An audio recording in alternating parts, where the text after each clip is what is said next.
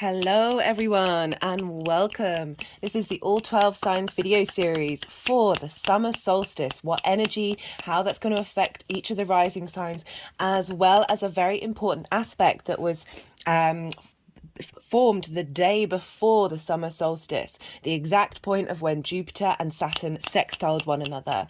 I will talk about each of these things for each of the rising signs and how the energy that we're drawing down, what that looks like, what we're playing with, what we're working with, what we might want to look out for. So I'll be pulling cards for each of those things. They're intermingled with one another for each of the rising signs. In this video, I will be reading for, at minimum, Cancer, Gemini, and Taurus. I might get onto Aries. It all depends how long each of the readings go on for. My name's Chloe. I work with card divination, astrology, and I channel energies through my body. As you can see, my hands are moving around right now. This is independent of my conscious thought, channeling energies from different dimensions that help clear stuck energy, help us heal. My hands have gone over my heart chakra, as well as open up portals in order to receive divine messages and go through gateways that help us realign to our soul's journey, helping clear back the trauma responses, clear back the limiting beliefs so we can truly embody our authentic selves with a sense of integrity and joy. Mustn't forget the joy. Right, so I like to bring all these things together. And in these collective readings, I focus on the inner work because that's the most consistent thing in a collective reading. We are all very present. That is the most consistent thing in your life as well. If you wanted more sort of a personal question linked into romance, work, that sort of thing, that would be done in a personal reading. If you want a personal reading, check out my email in the description box. I will get back to you and let you know what sort of services I have to offer. But yeah, so I focus on the inner work. So sometimes astrology and tarot can be read as other people, other situations coming into your life. In these readings, it's very much about you. What's energy is around that you're working with, you're letting go of, things you might need to look at, what energy is coming through, what sort of elevation, in order to then be able to work with that energy and see how you might apply those messages into your day-to-day moving forward. The more that we work on our inner self, it's in so many book religions, spirituality. We are the most consistent thing. The more that we peel back those onion layers, the more that we question ourselves, the more clarity and understanding that we have for who we are in this moment, based off of core principles rather than say the superfluous stuff, really getting to the root of things. Then that way we open up, we actually free up so much energy, we change our vibrational frequency, and that means we draw to ourselves situations, relationships, work environments that are in alignment with not only our vibrational frequency but also what our vibrational frequency can handle. I find I try and only talk about things that I've gone through and experienced, that it doesn't, this shift and this change doesn't mean that everything is immediately going right for you. It's a combination of the two. Like the astrology and tarot have really helped me understand the timings of things and enjoying the journey, enjoying the ride, rather than needing something right now. Because often, this has come up a lot with the Gemini new moon and the Sagittarius full moon, very mutable energy of enjoying the side quests and the deviations, because these are often things that actually have some like sort of key clue or key resource or activation that is helping you in the long term. That there's this sense of, okay, where am I at right now in this moment? How do I work with it? What's really important for me in the long term, that isn't getting in the way of blocking off the possibilities of the universe coming in. Really recommend the Gemini new moon. Of the recent videos that I've done, that was kind of bringing together like the structure and how we engage with information, and the way that we engage with information affects our frequency. Right, so the more that we have some sort of grounded stability with that, the more we are able to move with the ocean, move with the flows, move the waves that are going on, and be able to find the full in it. So three of the cards that were the sort of final message from the solstice and this Jupiter Saturn sextile was, I think it was the nine of, let me get my the Nine of Pentacles, the Fool, and the King of Swords. So this kind of independent energy, abundance energy, but thinking long term, having clarity, but with the Fool of really being open to the experiences that are coming in. Right, so I want to talk quickly about the solstice and the sextile. So the solstice energy, as I said, this is a blueprint for the next 3 months until the autumn equinox. The sun has been at its peak. We've just had the solstice. I know this is coming out after the event. This is about a seeded energy that came up. This can often be a time when you watch things after the event of being like, oh, that showed up, that showed up. You might not have noticed it at the time. And just be aware of what energy is being seeded. This sort of, for me, the solstice, summer solstice is a big full moon. This is a culmination of everything that we've sort of set the intentions of over the winter solstice, started putting into action over the autumn equinox. And now we've got a culmination of whatever it is that we've been doing. A sort of acknowledgement of the work that you've been doing, as well as highlighting things that we still have to work on. For me, the astrology and tarot, it hits you in many, many different ways, and all of them are present. One doesn't forsake the other. Like there's a nuanced engagement with all of this energy that shows up so often.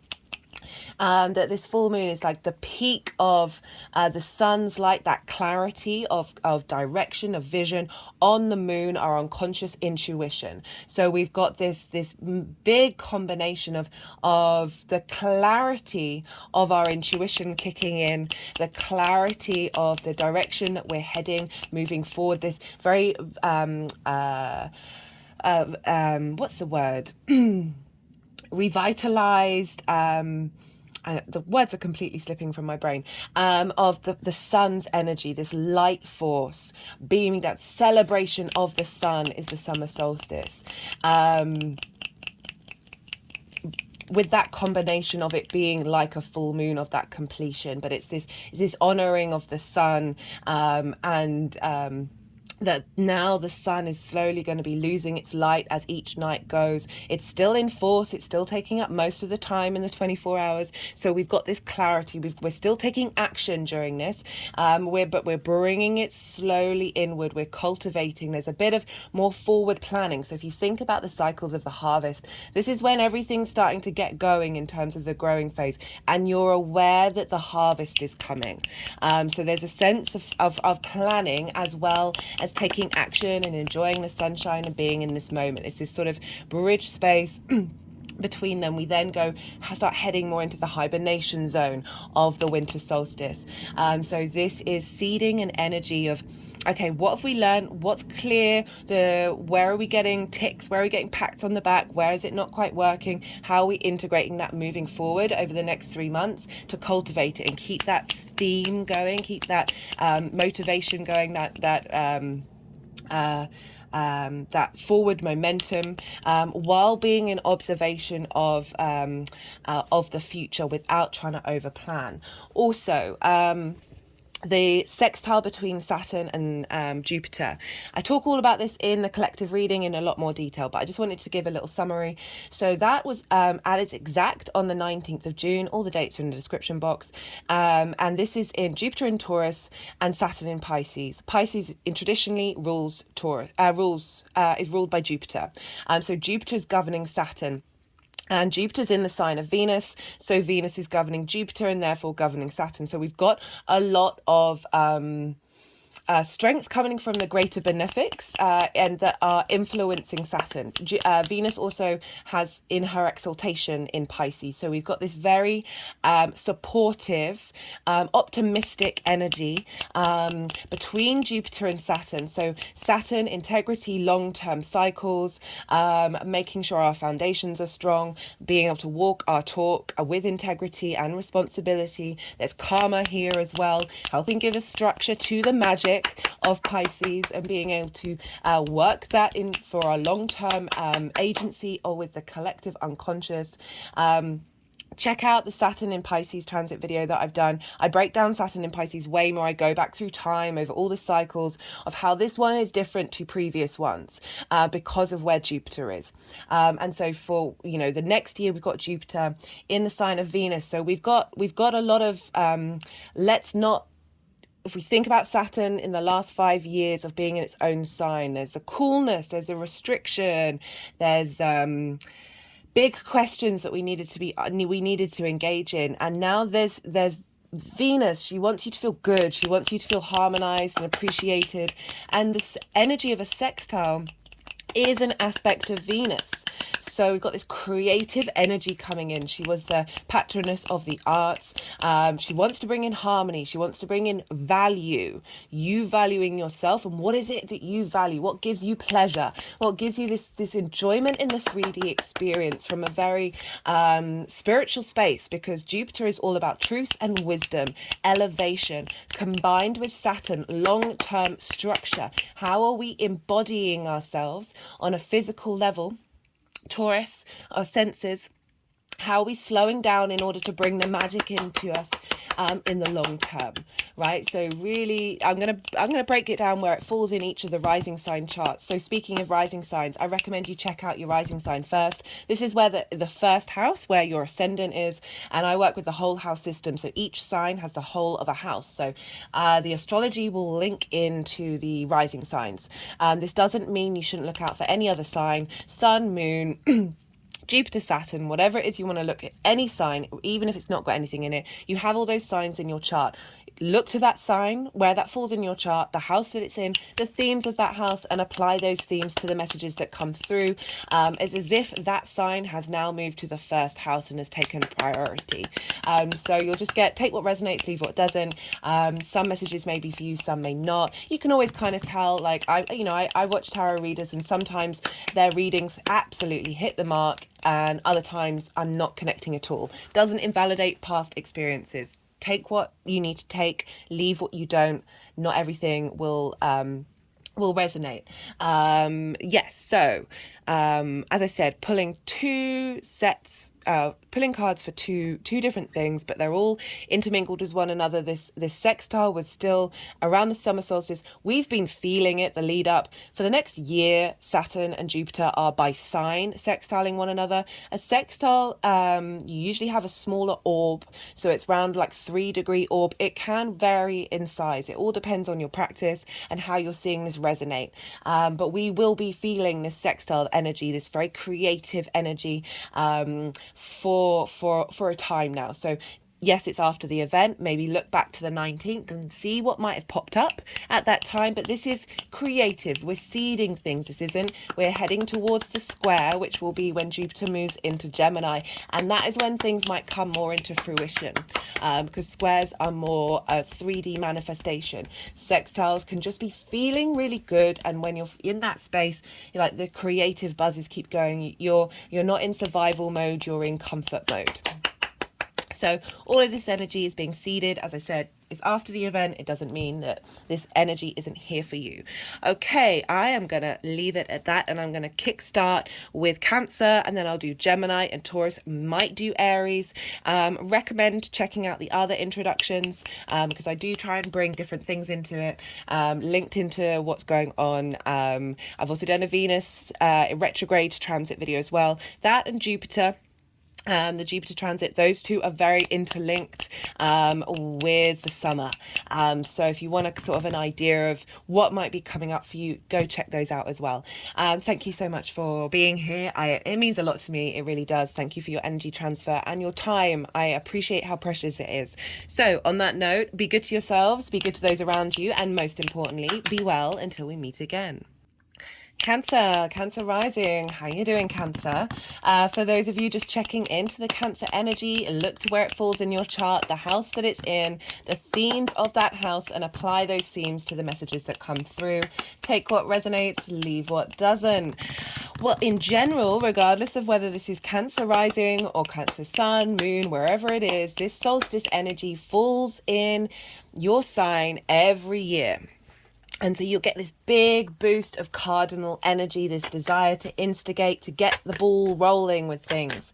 And yeah, there's a strong sense of leadership coming in here, a beautiful boost of energy. I found that solstice energy was very soft yet invigorating, felt very in one's comfort, but still desiring to express yourself and go out and do things, and just feeling a bit more at ease in who you are. I was at Avebury Stone Circle, which is a wonderful place. If you ever get the chance to go, I recommend it over Stonehenge. And this deck I charged there, so it's really lovely to be able to use this deck to start off this new cycle for us all, with the solstice hitting your sign, Cancer. But for Cancer risings, this is happening in your first house. This is the house of self. This is the house of how you embody your sun or your moon in your actions and your deeds.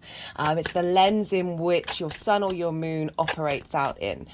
So Cancer, very nurturing, very sensitive. You're the first water sign. It's how you connect emotionally to things.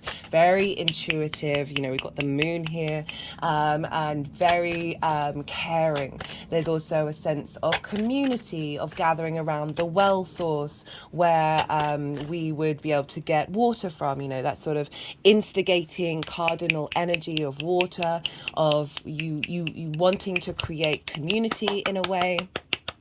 And by doing so, of bringing people together on through emotional connection. If you fancy, there's a Cancer full moon video that I did in January. That was really powerful. There was a lot that came out in that might be worth checking in with that video. But so we've also got so the Cancer first house. This is, as I said, how you embody yourself. So it's often how other people see you. And it's your vitality, it's your body, it's your appearance. So getting a boost, you know, the sun is also now moving through your sign. So some clarity about who you are and how you want to embody yourself. A bit more focus on this area of your life. And of how you want how you want to see yourself and how you want to be seen. So we've got the summer solstice, which is sort of activating this next 3 month cycle. So we've got this big boost. I just wanted to sort of see how this is, because obviously the sun is going to move into Leo and then Virgo, and then when it hits Libra, that's when we get the autumn equinox. So it's not just about the sun being in your sign, but that is a part of the journey of what your next 3 months, how that energy is being seeded. So that will be pile 1, linked into the solstice. And what I really like about this solstice energy is I talk about this in the collective reading, but the sun is conjunct Juno, which is an asteroid linked into commitment through thick or thin. So it's giving this energy for all of us of we are committing to something in this next cycle that's serving us in the long term. And so this is you committing to yourself. This is, we've also got one of my other favorite things about that solstice energy, and the chart will be up on the community page as well as on my Instagram, that the moon at the time was in Leo. So the moon was in the sun sign and the sun was in the moon sign. So they're what's called mutual reception. So they're on each other's team. They're helping each other out on the journeys that they're both making. So this is the imprint of our conscious vitality, our animation, our direction, our vision of the sun, in harmony, in wanting the moon, our unconscious, our intuition, our how we nourish others, how we nourish ourselves. You are ruled by the moon. And this is our sense of home, our emotional state, in the sign of the sun, so which is Leo, which is linked into the heart, and that vitality that we've got this, they're in each other's homes, so they're able to sort of facilitate each other's expression. And that when we have the sun and the moon in each other's signs, this is harmonizing and bringing into balance the night and the day, the conscious and the unconscious, the magic and the rationale. So we've got these, the yin and the yang. We've got these two combining with each other. There's essentially just giving that sense of ease over the next 3 months. That there's just, you're in kind of lockstep with where you want to be going and what it is that you want to be doing. So that's a really lovely energy. Check out the collective reading where I break down the astrology in more detail, because but one of the other elements of that solstice was the fact that Jupiter and Saturn are sextiling one another.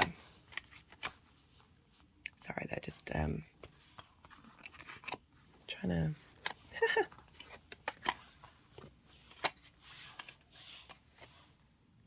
okay, that's the energies moving them around. I keep forgetting to say that in the introduction, that I don't really move these cards around.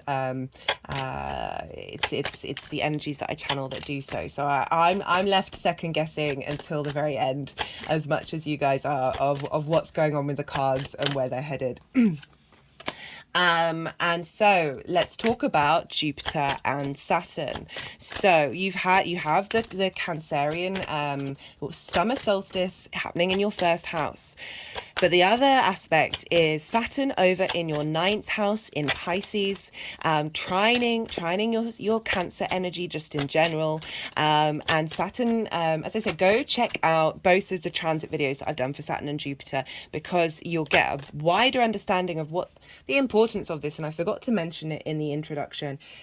So we had Saturn and Jupiter conjunct one another at the winter solstice in 2020. This is now the first exact aspect that they have made since that time. And it's a very creative, free-flowing, inspirational energy that is coming through for all of us. After having that quite hard aspect, a conjunction is a hard aspect, this is a soft aspect.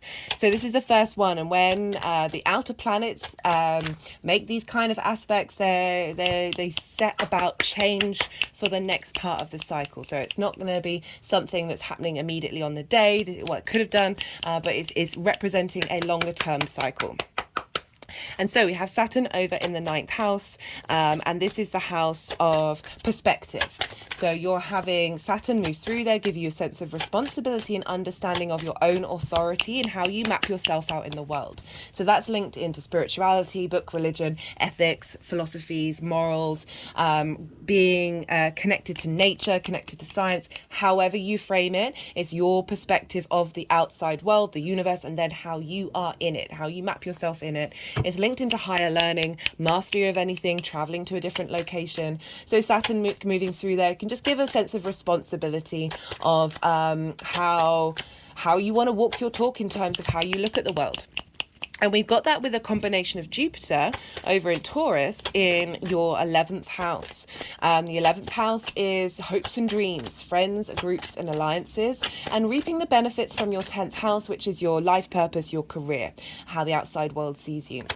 So Jupiter moving through there, having just moved through your 10th house, you're now probably seeing more of the wisdom of the understanding of that, what happened in your 10th house, in terms of Jupiter bringing potential opportunities, but certainly wisdom and growth in how you look at your future, how you look at your career and what's important to you now. Jupiter moving through the 11th is bringing those opportunities in.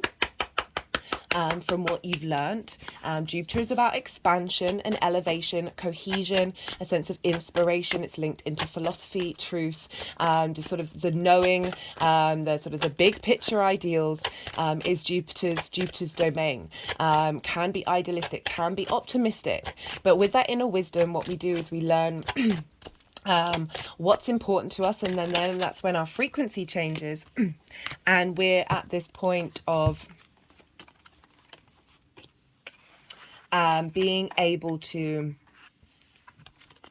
then draw in situations that match that frequency. And that's why Jupiter can feel expansive and feel like opportunities are coming your way and luck is coming your way, is because you're in acknowledgement and working with the wisdom and the growth that Jupiter wants you to tap into.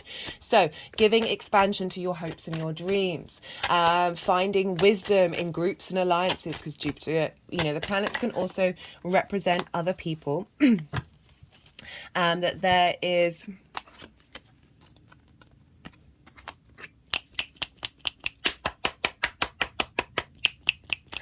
this combination of the two of them, of providing inspiration and that feeling good about your hopes and your dreams, feeling good about potentially things coming in from work that are validating your experience, that are then feeding into Jupiter and Saturn creatively talking to each other. Okay, what do we want in the long term?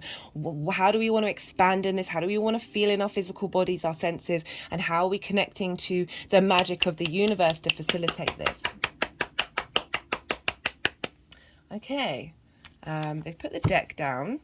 I've got another, no. Okay, they're being a bit funny. So this is when I go quiet. So this is when this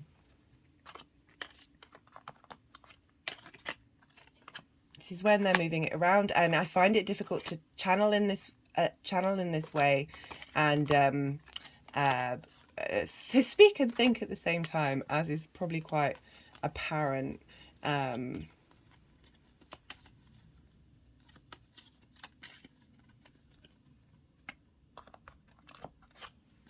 So I will come, this is I've just said a fair amount, so this is a time of integration, and letting that all settle and seeing what's coming up intuitively. Think about around the summer solstice, what signs might have you been shown about how you've progressed and how that's materializing, and how you want to work with that moving forward, as well as around the 19th, all around the last week, basically, what things have turned up that how you've just got a bit of wisdom about, you've got a sense of understanding of your own authority, but you're thinking creatively of like how this is facilitating, it can be linked into higher learning and your hopes and dreams linked into around. There's lots of different themes with those two houses that might come up. So let's see what these are all wanting to do.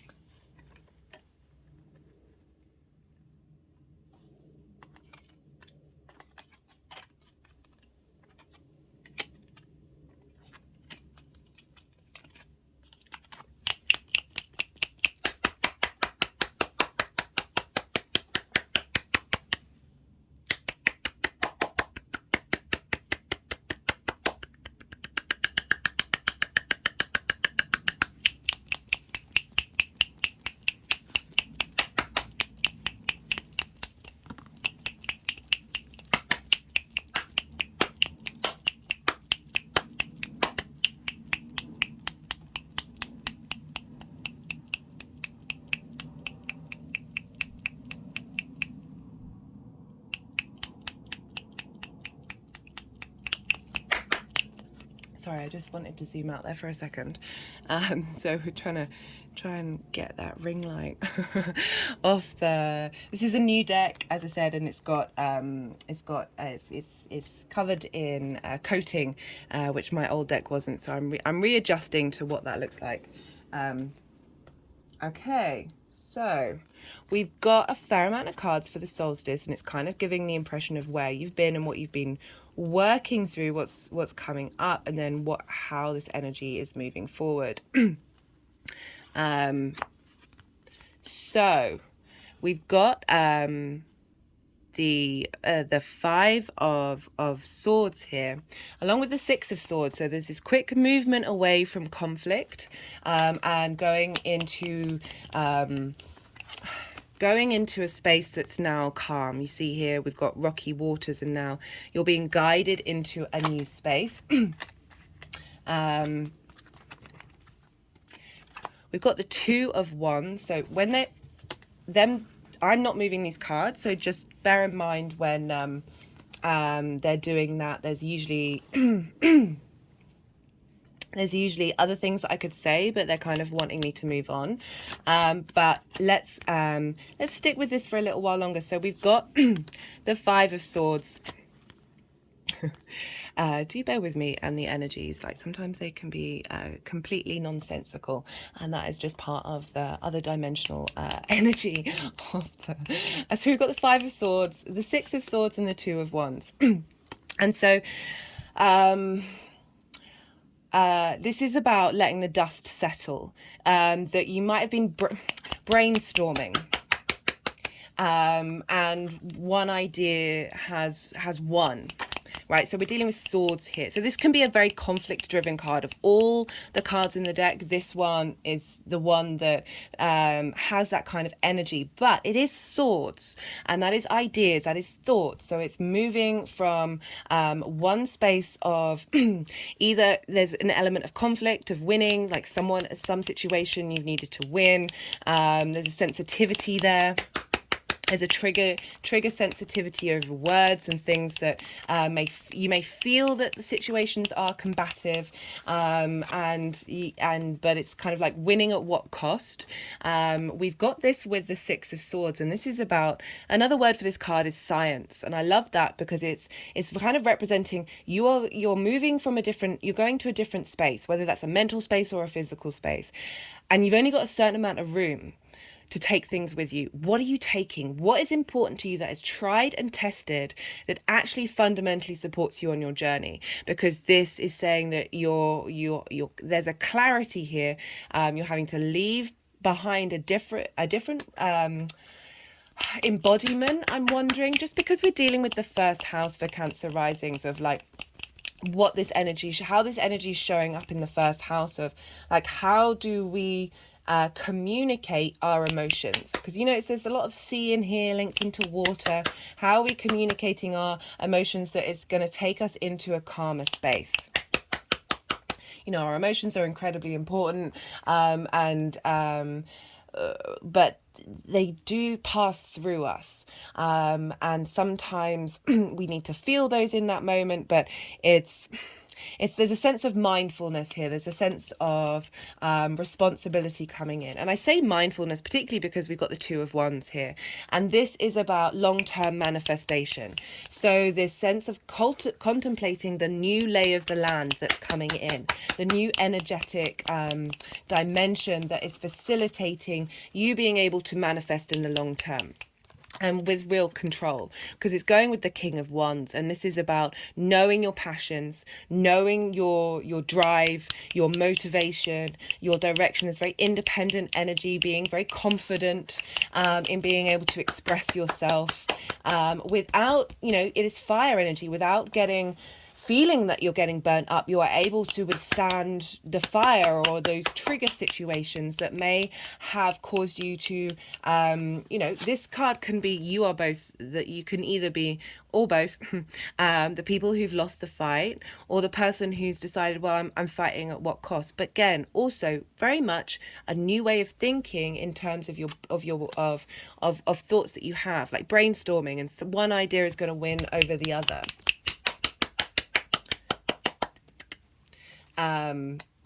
We've got this with the Moon and the Page of Cups.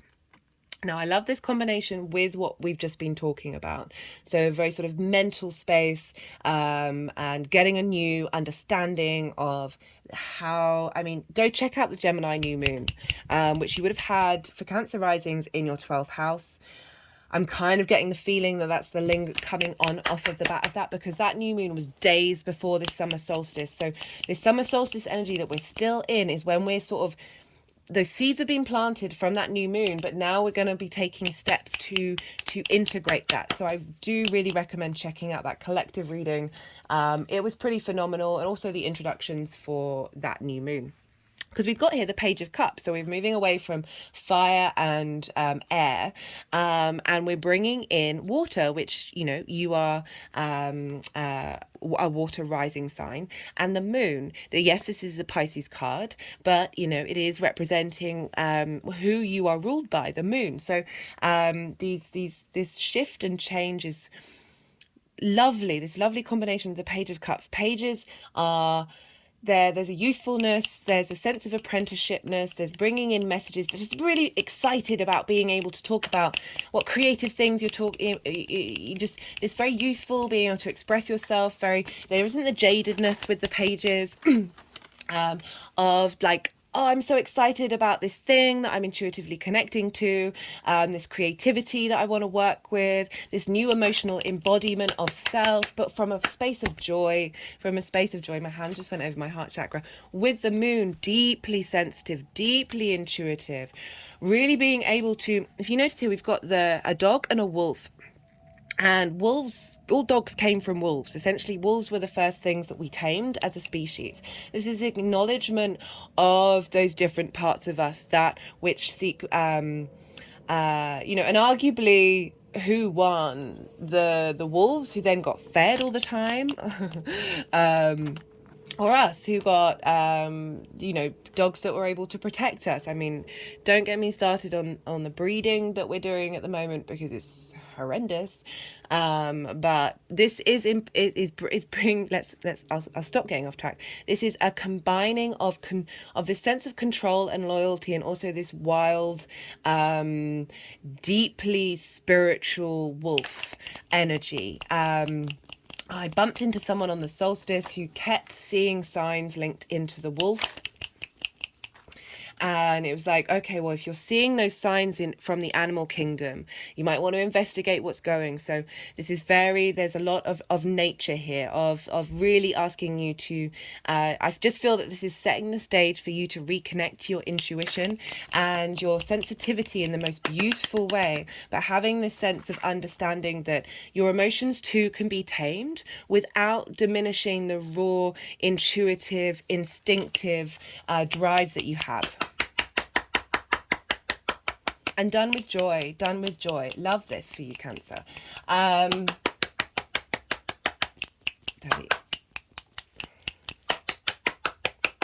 Okay, so they're just focusing on this card, which I'm going to bring. These cards I pulled for the collective reading, but I haven't spoken about them yet. I plan to one of the introductions.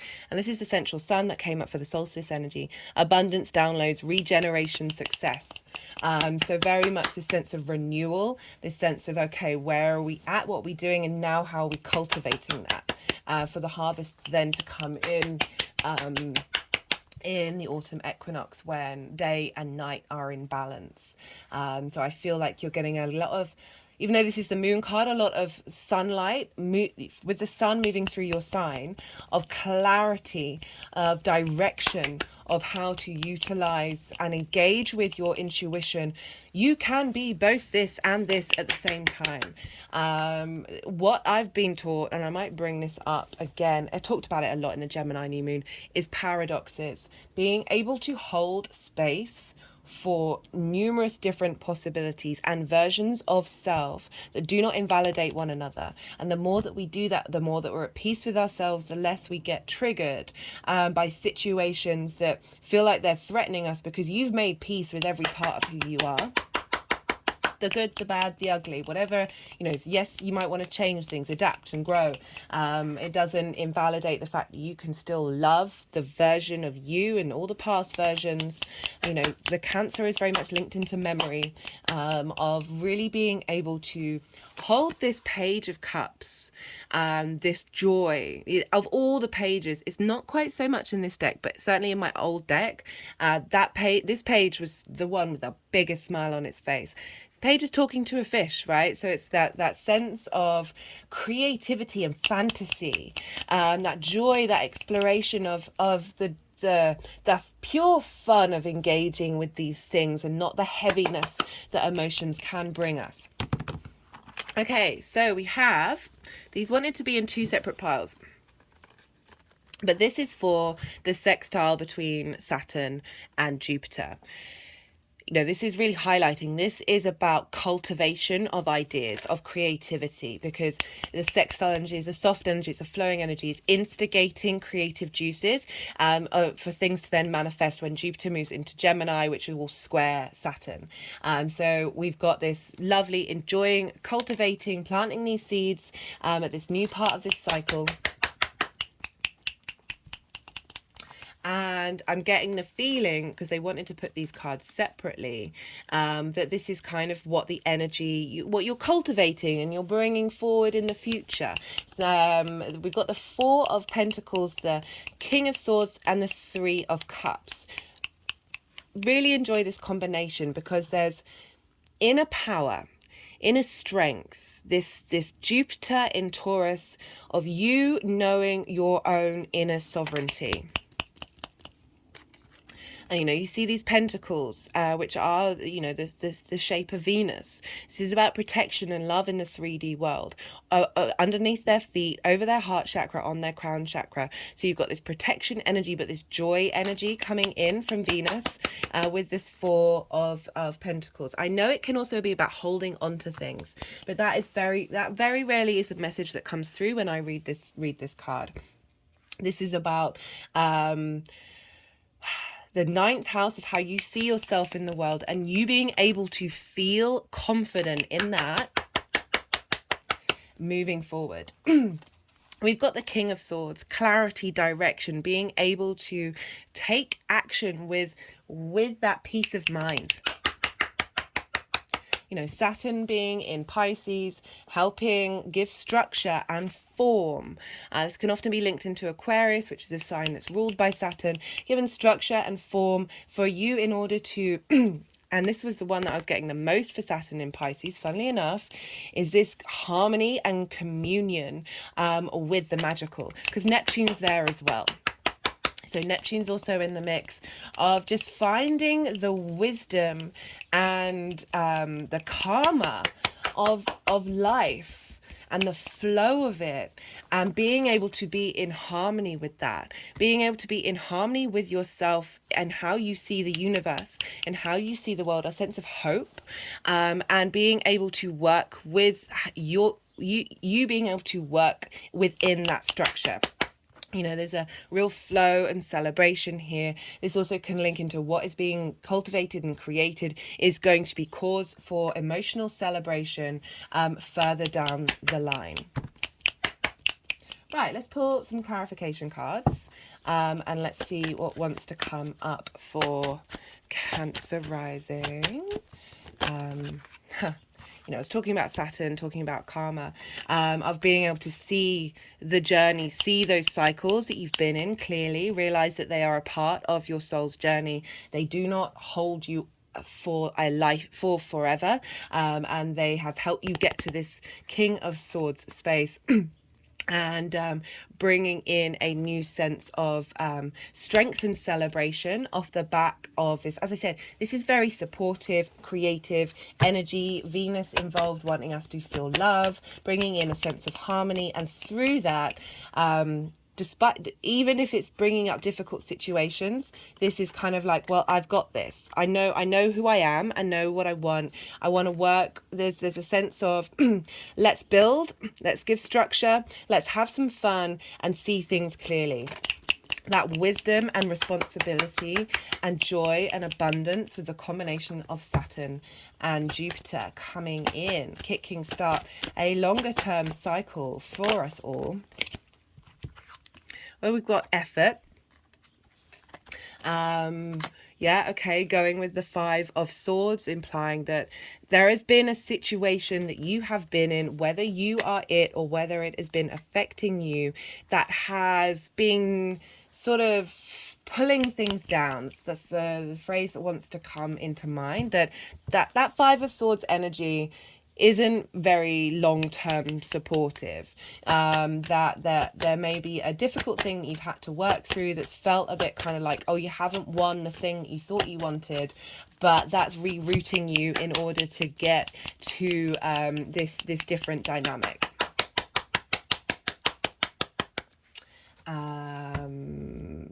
Let's do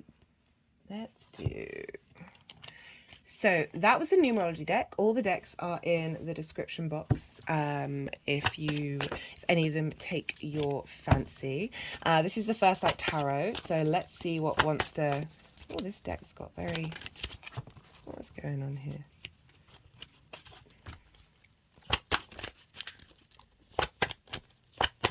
Let's see what wants to come out for Cancer. Source, love and light.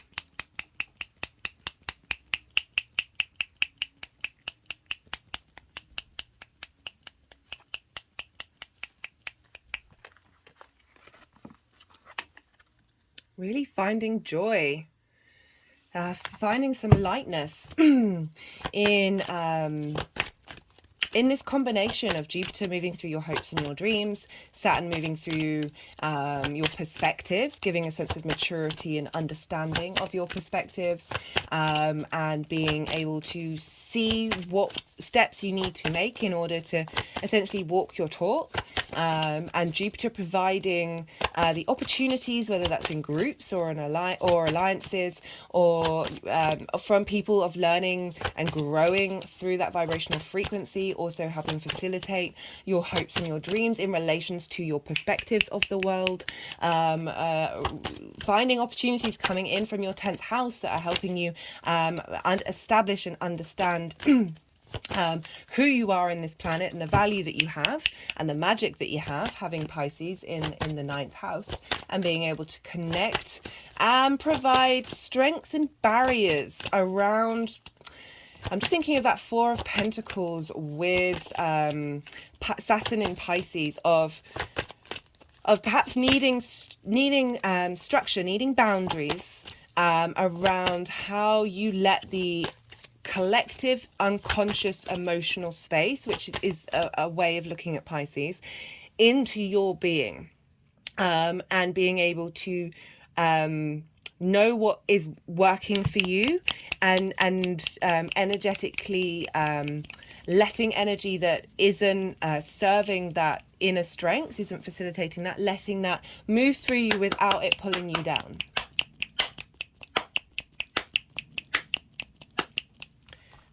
Let's get one more from the First Light Tarot.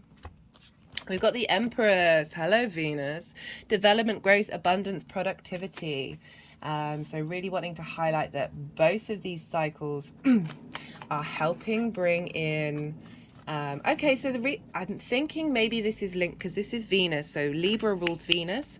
That you might see this development happen when we come to the autumn equinox. There's a sense of fertility there, and Libra for you is in your 4th house of home. So there might be something manifesting at home that is the sense of abundance coming into your life. Okay, I'm going to leave it at that, Cancer. I really enjoyed this reading. I hope it resonated with you. Welcome new viewers and returning viewers alike. Don't forget to hit that like button if you resonated with something. It helps the algorithm, as does posting comments, whether that's emojis or stuff that's going on with you. I love to hear from you. I will get back to you. It's one of my favorite things. And yeah, just be good to yourself, Cancer. Be good to those around you. And most importantly, be well until we meet again. Gemini rising. How you doing, Gemini? For those of you just tapping into the Gemini energy, check out where Gemini is in your chart, the house that it's in, the themes of that house, and apply those themes to the messages that come through. Take what resonates, leave what doesn't. But for Gemini, well, in general, Gemini and Cancer energy are what's called inverted. So they're next door to each other. And this means they don't traditionally have a line of sight in terms of how they communicate by a traditional aspect. So they're next door. So they're aware of each other. The way I talk about it is, imagine two people sitting next to each other, but you're both facing forwards, so you can't see each other, but you can feel that each other are there. It's the sense of energetic, subtle body energy transfer, this acknowledgement through osmosis, the sort of energy osmosis that something's going on, but you're not getting full vision of it. You're not getting that clarity. But it's a powerful combination when you've got two signs next to each other, because they are essentially feeding into one another. And so Gemini sort of learning, is moving, sorry, let me say that again. Cancer is for you, Gemini rising, this is in your second house. And so this is the progression of how you embody yourself from your first house, and then you going on to what it is that you value. And you know, sort of each sign, when they go next to each other, sort of rebalancing the key element of the previous sign. So Gemini, very, you know, Gemini, I recommend checking out that Gemini new moon. I love doing that. That was one of my favorite moons. It was probably a bit controversial, but I really recommend it for a lot of reasons, particularly because it's talking about how we collect information and how that works for our brain and magic, and how to sort of really step into that space. So Gemini, traditionally, one of the key things is this is how we connect to information. This is how the fun and the joy and the playfulness of engaging with information. Now, Cancer energy, where we've just had the solstice and the sun is now moving through there, is how do we then emotionally connect to that information that we've been engaging in? So it's really sort of leaning more into the feelings energy.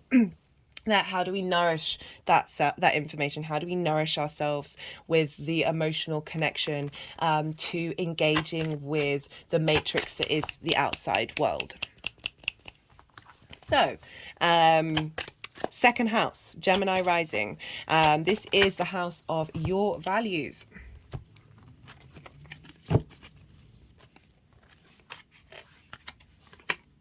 Okay. Your values. I forgot to mention, I don't move the cards around, the energies move the cards around. At some point they'll put the deck down and that's when I go quiet, and yeah, so just wanted to sort of let you know. Right, second house, your resources. So these are the tools that you have in order to make money. So we've got Cancer and the moon, the sense of nourishment and this intuition here. So your ability to connect to other, how you emotionally feel about things and how connecting to other people's emotional needs.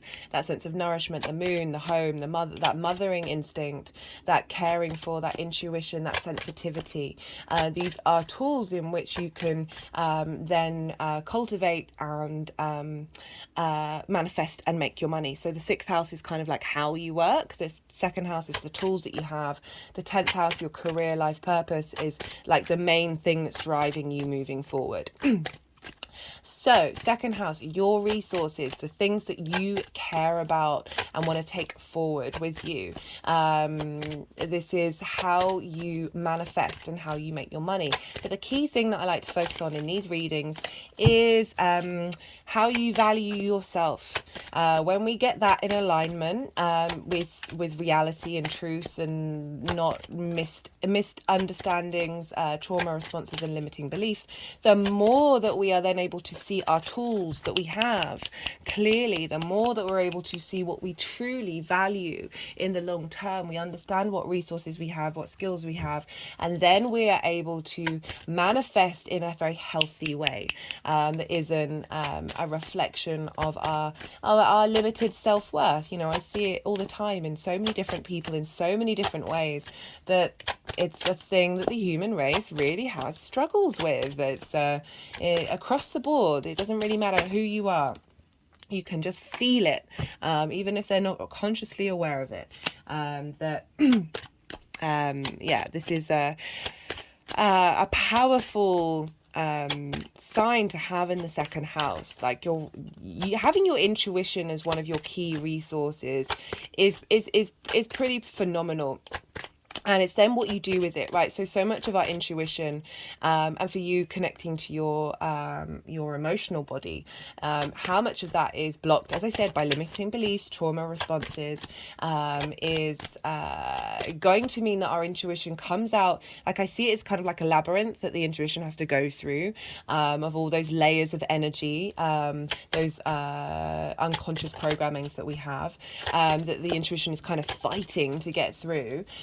That the more that we do this inner work, the more we do this cultivation, the more that we free that energy open, and our intuition is just this guiding light that we don't even have to question.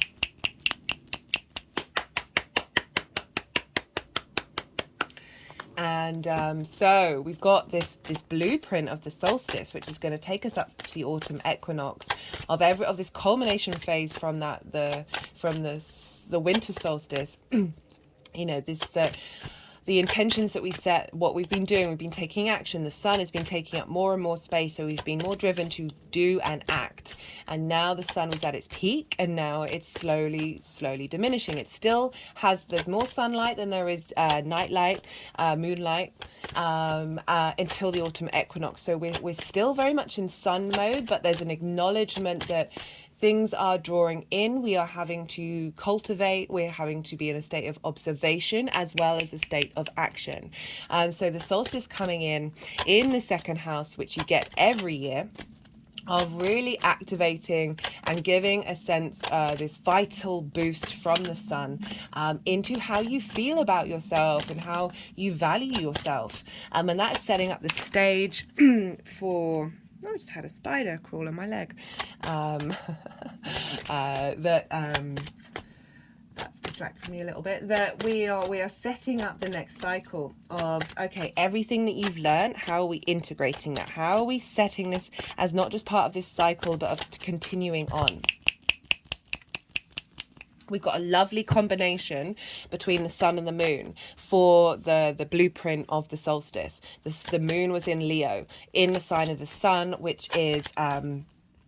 this is called mutual reception. So they're in each other's signs, which means they're helping each other out. They're kind of in cahoots with one another, a little more strong. I mean, all the planets and luminaries and asteroids and everything, they're all in cahoots with one another, but sometimes the level of interaction and like the nudge wink wink, we're on each other's team, just gets a little bit louder, and that we get that with a mutual reception, because they're able to communicate with each other because they're in each other's land. So it's like a portal into each other's space, that they're able to share that dynamic. So we've got the harmonization of our moon, which rules the solstice, in our heart space in Leo, being able to connect to our emotional clarity. So we've got the moon in our heart of uncovering these wounds, and it's like we've got Venus going retrograde there.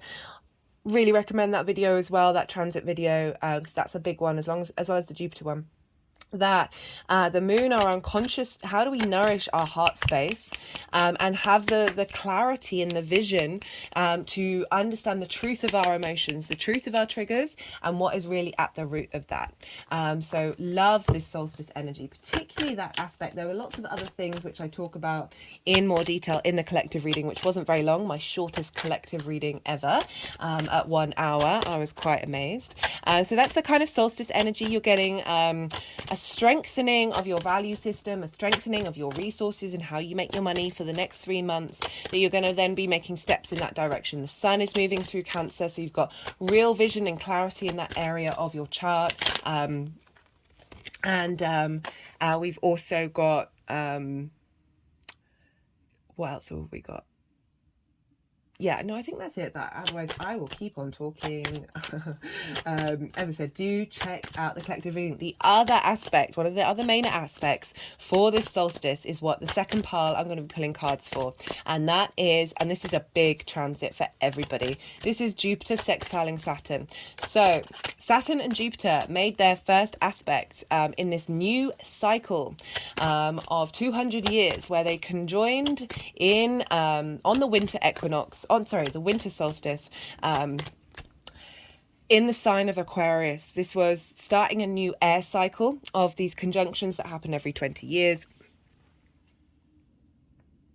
Where we've moved from a Earth cycle of 200 years to the sun's, to an air cycle. Jupiter and Saturn, very big planets, literally and figuratively. They are personal and social. So it's sort of the big long-term goals that are kicking in.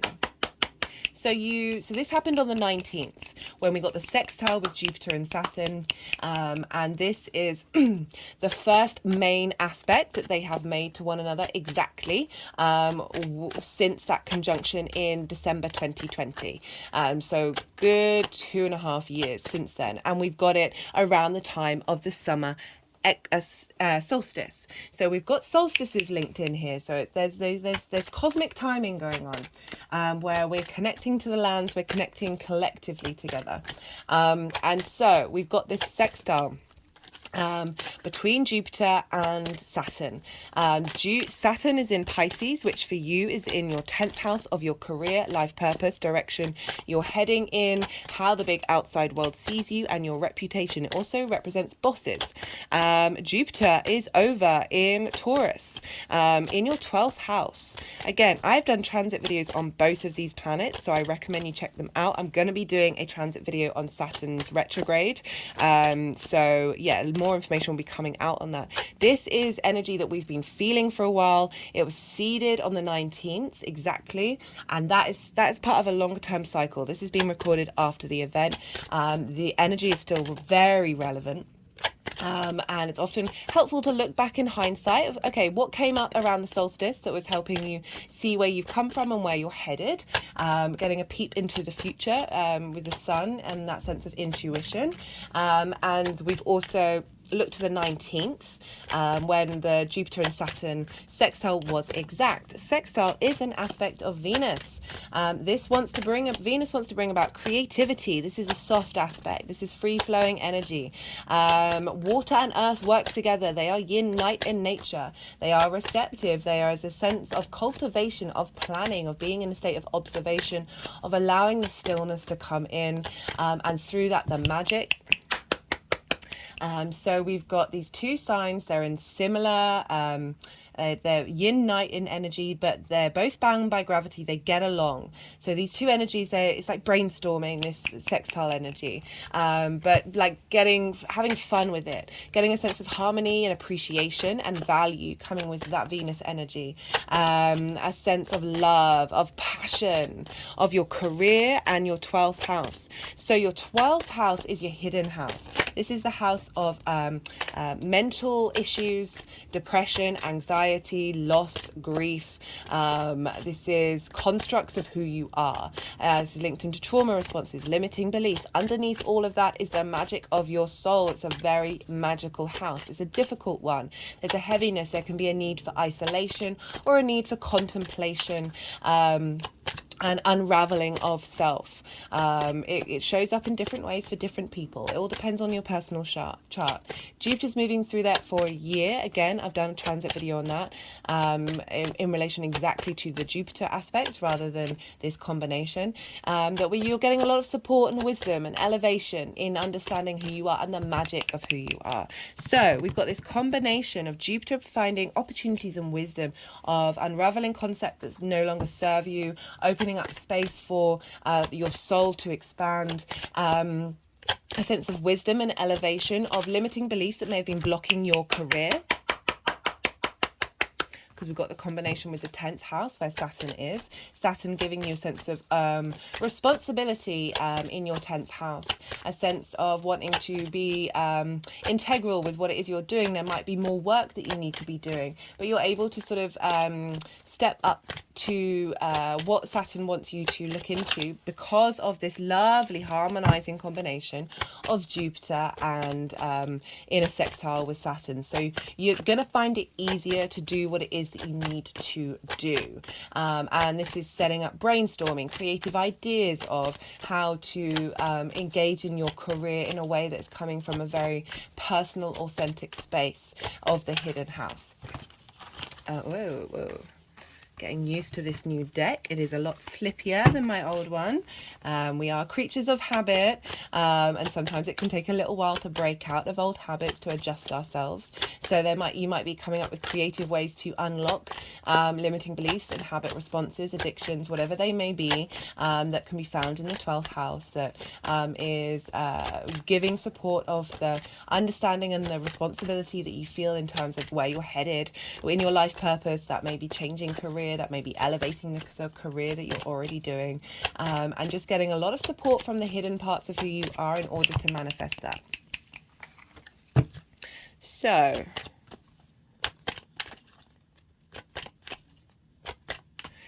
and with that particular aspect, Venus is going to be in Leo for most of the summer, and Venus rules Jupiter in Taurus, and therefore has an effect on Saturn as well. So I would recommend checking out that Venus transit video, because we've got a lot of support from Venus and Jupiter of big changes, big cycles. That Venus retrograde that's happening. That happens every year, 8 years in the sign of Leo at the moment in a particular cycle, and this is about instigating a new cycle of value in how you communicate your local environment. What do you want? How do you want to be seen? How do you want to be embodied? What are you doing on a day-to-day basis that is fulfilling your value system, and how you love and appreciate and find pleasure in the world? So I recommend checking those out. Right, so the energies are moving the cards around, and this is when I go quiet, you just had a lot of information, so this can be a great time to sort of allow your intuition to clock in, see what's been coming up for you, and sorry, my brain just goes blank when I'm letting them move through me in this way. I find it difficult to channel, think and talk at the same time, so this is when I go quiet, and this is a great time for drawing your own personal experiences inward.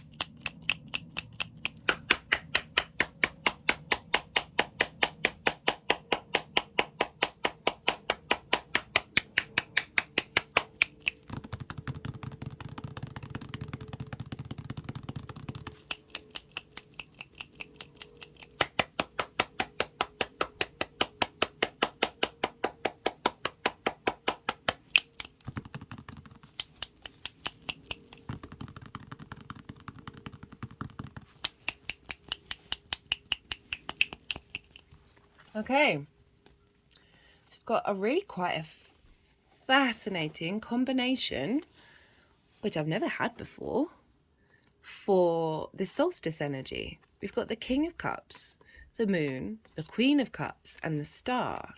This is beautiful. This is really quite beautiful. So, you know, with the King of Cups and the Moon, this is about emotional stability, and really being able to tap into your intuition. You know, I was talking about how that is a resource that you have, like it's a tool that you have at your fingertips, but so often our intuition can be off kilter. Other factors, other influences come into our life that have an impact on how we work with our intuition. With the King of Cups, this is about not getting swayed by the outside world. You see here, they're on very choppy waters. There's a sea monster, there's a ship, there's stuff going on, but the king isn't bothered.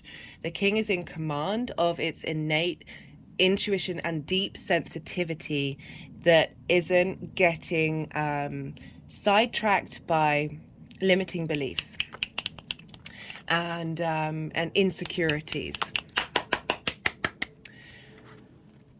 And with this, we've got the dog and the wolf, and this is implying this again, that Gemini new moon that I read for. I really recommend it because this came up in the Cancer reading as well, and I was just really triggered by the wolf and the dog. We tamed wolves in order to breed dogs. It was one of the first things that we did. But it's this acknowledgement of boundaries, taming, routine, habit forming, and the instinctive, magical earth energy of the wild within us, and how one does not negate the other, that we have there's this beautiful sweet spot of bringing both of these things together that opens up psychic abilities, opens up the magic of the universe. And the moon is very much connected into that. This is Pisces energy as well. So thinking about your 10th house of career, which is trining this solstice energy of your resources, of like really being able to be in a space of command, of being able to see the messages that are coming in. Topped off with the Queen of Cups and the Star card. Just goodness me. This is intense, beautiful nourishment. You know, the other side of having Cancer in your second house is your ability to nourish others. It's a very powerful resource that you have, but never forget to nourish yourself, which is what I'm getting from these two cards in combination with this, of like the real power, through the power and understanding of this, that you are able to nourish that intuition, nourish yourself. The Queen of Cups, very serene. You're very different to the King of Cups, which is on very rocky ocean. Sorry, I'm still adjusting to the size of these cards. Do bear with me. Very serene energy, beautiful energy, but she's got this chalice, this well of life that we spring from, this intuition, this life-giving energy that is within this chalice, and that is also our magical connections, our connections to our intuition, the power that we have within us, that we must nourish that, and we must heal that and support it, and not prioritize one direction or another, but really cultivate that inner churning of psychic energy, the power of the strength of mindful emotions. With the Star card, deep emotional healing, but also authenticity, realizing, you know, she's unclothed, she's not hiding, she's not manipulating a situation. She understands the resources that she has in order to create starlight. Stars are linked into hopes and dreams as well, this sense of magic coming through, of you being able to be in command of your own resources and the tools that you have, and shining that very brightly. Okay, so we have for the Saturn and Jupiter sextile. So there's two piles here, and that happened in Cancer. And it's always interesting to see in these readings how they want to arrange the cards, and it's kind of saying this is a very big sort of, this is, I forgot to mention this one. This sextile is energy, creative energy. So you're not necessarily seeing things come into fruition yet. Jupiter's going to move into Gemini, your sign. And that is when it's going to square Saturn in your 10th house. So this is, squares are hard aspects, conjunction, opposition, squares. These tends to be when things start to happen. Trines and sextiles and other energy, they do happen, but it's not the fruition. This is creative energy. So you're brainstorming. There's a sense of things taking their time. And the reason why I say this is because we've got the Knight of Pentacles. This is slow and steady wins the race. We've got Taurus, Jupiter. This is also Jupiter's card, the Wheel of Fortune. So we've got this energy of taking your time with something. And by doing so, by that cultivation and respect of the wisdom and the strengths that you have in this 3D realm of looking after yourself, you know, it's kind of following on from this message of not needing to rush, being able to enjoy the process, that at the beginning, something's going to shift. This acknowledgement that, you know, I'm thinking of your 12th house here, and in combination with your 10th, that if you just be in observation, this is a 3D form, be aware of your sentences, take your time. That this shift is unavoidable with the Wheel of Fortune. Things are on the up. Something is shifting, that is bringing forth like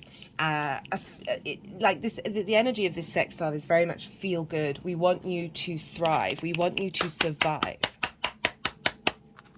And we've got this, which is kind of like how this energy feels like it's going to be in the future. We've got the 10 of Cups and we've got the King of Wands. So, you know, you've got kings and queens here. So there's a real command of your energy that you've been working on and that you're focused on. The 10 of Cups, very much the happy ever after card. The things that you want in your life feeling emotionally fulfilled. There's a sense of enlightenment here, of the cups being in the rainbow, of being able to see life with joy, with ease, with emotional bliss. And we've got the King of Wands. This is about being in command of your passions, your drives, your motivations, your creativity, facilitating your career and the hidden parts of who you are. Like that, this takes time to unravel, that 12th house. But Jupiter is coming along to help shift any limiting beliefs that, as I said, that may have been blocking your career, bringing in a sense of feeling good no matter what is going on. You know, you still getting up and enjoying the day. And that may sound like a small thing, but honestly, when we cultivate that energy, regardless of what's going on in our life, this is how we feel. And being in command of your passions, your drives, your virility, your direction, this combustible fire that you have within you, the spark of spirit that wants to take action, that you're now more in command. There's a sense of control, with, you know, the King Wands fire energy is not going to burn down everything. It knows what it's doing with that fire and is able to direct it to manifest in the world. Okay, I'm going to pull some clarification cards. This is the numerology deck, and yeah, all the decks are in the description box.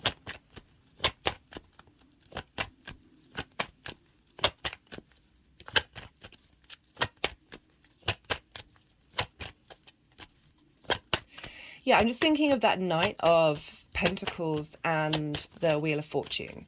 That there is whatever you're cultivating around this time is going to change the direction of the wheel. And it's not asking you to rush in. We're dealing with yin night signs. We're dealing with earth and water. There's a slowness to that energy, and that's a really important thing to work with, to not second guess yourself, not shame yourself. The Knight of Pentacles is loyal, self-discipline. So very much that King of Water, King of Cups, King of Wands, like that. There's a lot of energy coming in here of you being able to be in control of what it is you're doing, but without controlling the situation. That's a very different thing. You can still be playful, you can still be inquisitive, but it's asking you to just take some moments of stillness with that Knight of Pentacles. Slow and steady wins the race. Very loyal. It's the biggest horse. It wants to. There's a sense of protection that that horse is capable of getting you to your end location, no matter how far away it may feel. That you just got to put one foot in front of the other. Be present in that moment. Embody that 10 of Cups and realize that things are shifting. Things are changing. Right, let's see. What else wants to come up for Gemini?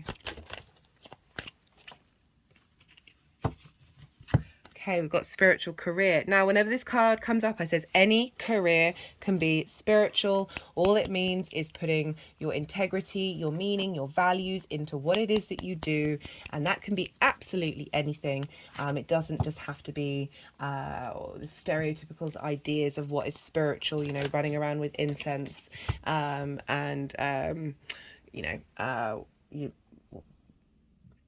regardless. Love that that's coming up. You've got Saturn in your 10th house. You've got Jupiter, the ruler of your 10th, in your 12th, which can represent activating magic within you, or facilitating the magic that you've already been working with that you may or may not be consciously aware of, strengthening that.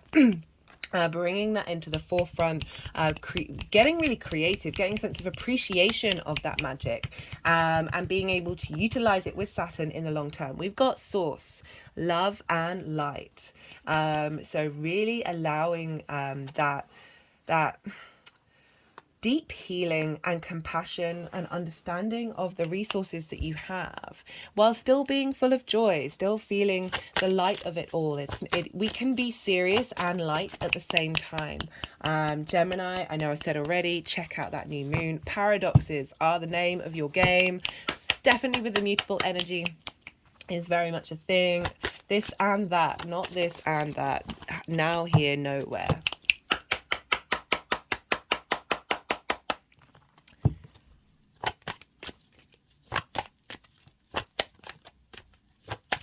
Right, let's pull a final card for Gemini.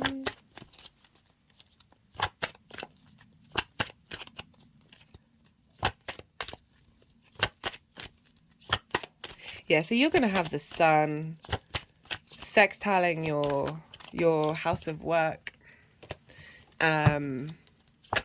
your career and life path until we get to Leo season.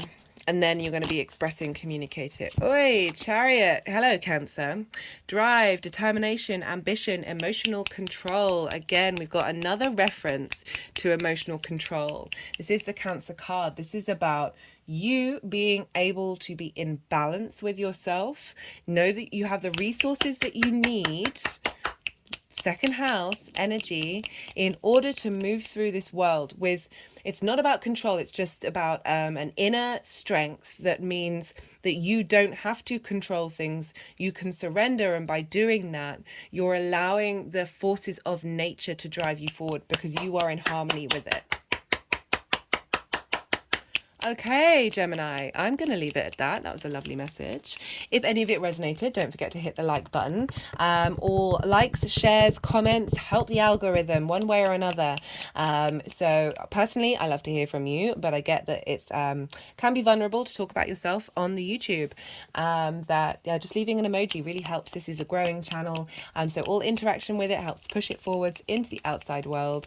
What else did I want to say? Yeah, that's about it. Welcome new and returning viewers alike. Thank you for your time.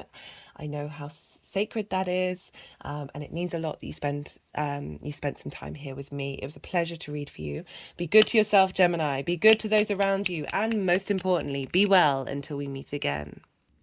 Taurus rising. How you doing, Taurus? For those of you just checking into the Taurus energy and it's not your rising sign, look to where Taurus falls in your chart, the house that it's in, the themes of that house, and apply those themes to the messages that come through. Take what resonates, leave what doesn't.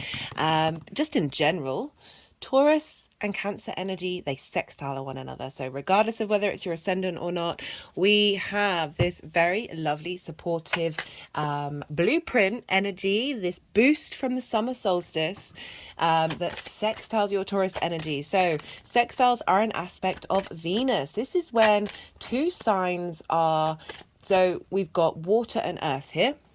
You're an earth sign, and Cancer is a water sign. These are both yin night signs. These are elements that are bound by gravity. So you've got something, a fundamental thing in common, but your different elements and your different modalities. Taurus, you're fixed. Cancer is cardinal.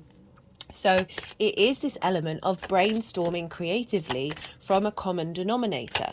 So you've got each other's sort of fundamental workings at the root of both of you, this energy. And so because you have that, you're not having to explain the way that you do things, but you're doing things from different directions and different mediums that are coming together to create ideas and create inspirational things. And a sextile aspect of Venus wants to bring in creativity. She was the patroness of the arts, and that's not just linked into arts. Creative energy comes from can embody absolutely everything we do. And she also wants you to bring in a sense of harmony, a sense of appreciation. There is wanting to connect and bring things together. There's desire, there's pleasure, there's love and value. And these can also be things that you feel for your environment, for yourself, for the people around you, for a personal romantic relationship. It's not specific to that. Just because it's Venus, Venus is she is very much linked into love and relationships, but her capacity is so much vaster than that. So we've got this really lovely supportive energy in Cancer, helping bring about this sense of value and appreciation. So you've got this, so for the Taurus risings, this is happening, this summer solstice happened in your 3rd house, and this happens every year. So you get a boost, this instigating energy coming in. That was the Knight of Wands. We'll see if he wants to pop up again. Coming in every year, that's like this big boost of energy that's setting up for the next 3 months. So we've got this this cycle of communication. So the 3rd house is very much about your day-to-day environment, your local community. It's how you engage with information and how you communicate that. And it is not just talking, it's writing, it's anything that you're doing on a regular basis and how you're engaging with your environment. It's also linked into starting something new, as well as going on short distance travel. So you've got this big boost from the solstice of one of the main aspects that I liked about this, and do go check out the collective reading because I break it down in more detail, is we've got the moon. So this is, as I said in the introduction, this is like a blueprint for the next 3 months. It's like another layer to the energy of the astrology that will happen in the next 3 months. We've got this lens in which we're engaging with it. And one of my favorite aspects of this solstice is that the moon was in Leo, which is ruled by the sun, and the sun is in Cancer, ruled by the moon. So they're in each other's signs. So we've got the 2 luminaries being able to communicate with one another very strongly. It's what's called mutual reception. And so they are transferring energy between one another. So they're sharing the resource, they're getting more support in being able to navigate each other's signs, because they're communicating to one another. So you've got the moon, our unconscious emotional needs, our intuition, how we nourish ourselves, how we nourish others, in the sign of Leo, which rules the heart. Venus is going to go retrograde there. We've got a big focus on Leo over the summer, and so our heart space and how we is connected to, and how our intuition and our trauma responses and how we respond to that is connected to the sun, our vitality, our vision, our clarity, our animation in the sign of the moon. So having a real clarity of what are our trauma responses and what are the root of who we are, and how do we communicate that.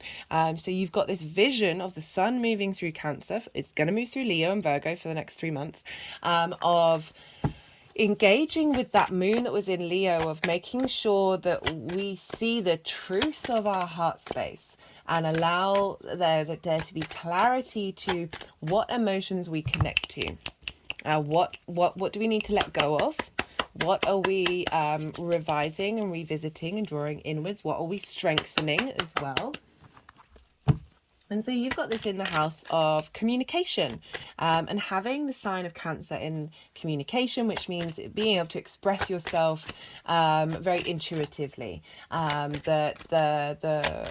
Your ability to communicate with a sense of emotional understanding, of perhaps needing to be near water for some of you, like your local community. There's bringing in the element of water, being very nourished by your local community, feeling the need to nourish others in your local community. All of these things can crop up with having Cancer there, as well as like really strong intuition in what it is that you want to do on a day-to-day basis.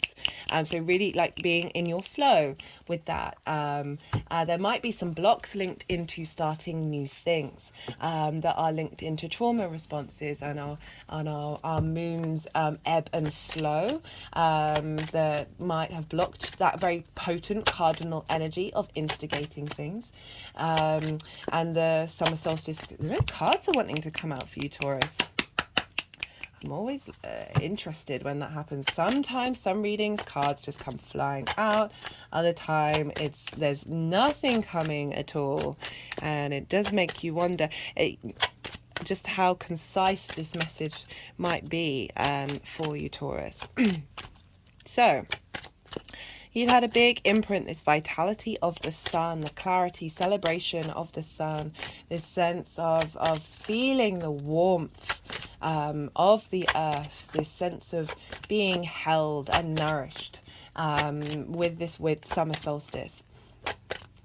And now for the next 3 months, the sun is still the dominant player in terms of light in the sky.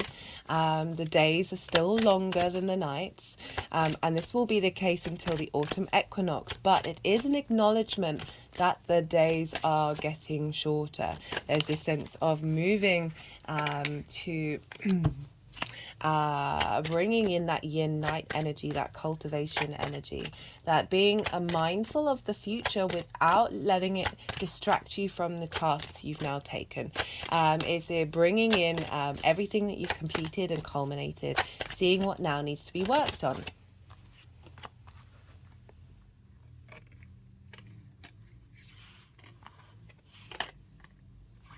And we have this sextiling your Taurus energy. So you've got how you communicate, bringing that into the forefront, cultivating that, finding the vitality and strength to communicate very clearly in... Hey Taurus, sorry, I just had to pause for a second. We had a little emergency outside in the garden. Sometimes the council come along and they cut everything down, and I'm trying to protect the wild sweet peas that are growing in the garden. So where was I? I was talking about how this is all sextiling your first house. So for Taurus rising, you've got a lot of creative energy coming in. You know, this is going to be really boosted by the sun moving through Cancer. But this is going to be generally a lens, one of the many lenses that we work with over the next 3 months. And that is getting this strength of vitality of our unconscious space and our conscious mind working together in order to help facilitate your communication to express itself at its fullest form. And we've got that, as I said, sextiling your Taurus energy, which is how you embody yourself through your sun or your moon, depending on whether you've got a day or a night chart. What lens in which your actions are visible. This is often how other people see us rather than how we see ourselves. This is your body, your vitality, and your appearance. So we're getting an understanding of this intuitive, creative energy from the summer solstice, being like, okay, right, how are we going to improve on the communicating from a space of truth? How are we being able to see our intuition express itself clearly? Getting your nourishment of self and nourishment of others fulfilled in equal measure. One of my favorite sayings is give from your saucer, not from your cup. When we give from our cup, and that implies like the water is overflowing into the saucer or the tea or whatever it is that you're drinking. That when we give from our saucer, we're giving from a space of abundance. We're acknowledging the internal resources within our full and vibrant. So what we give out into the world comes from a integrated space of not only caring about yourself, but not only caring about other people, but also caring about yourself, which is something that we can sacrifice often. So this harmonizing of making sure that when you are doing your day-to-day things, when you're out in the world on the day-to-day basis, that you aren't sacrificing your needs in and by prioritizing other people's. Obviously, if some situations come up, you know when that's the right thing to do, rather than prioritizing that in another way. So I feel like you're really getting a new creative understanding. There's a sense of flow of what it is that you want to express and how your actions want to be in the way that you communicate out in the world. And that can be another happier, joyful way of communicating with yourself on a day-to-day basis, engaging in your day-to-day with a bit more joy, a little more flow of just, constantly doing those little things that nourish yourself, little things that nourish your intuition, help cultivate it, help bring it to the forefront.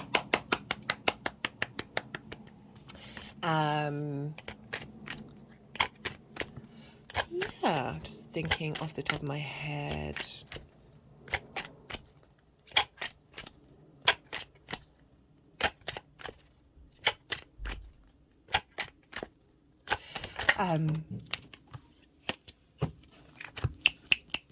Sorry, Taurus, my mind is just gone. I was just wondering whether to bring this up because, obviously the summer solstice is the full moon to the new moon of the winter solstice.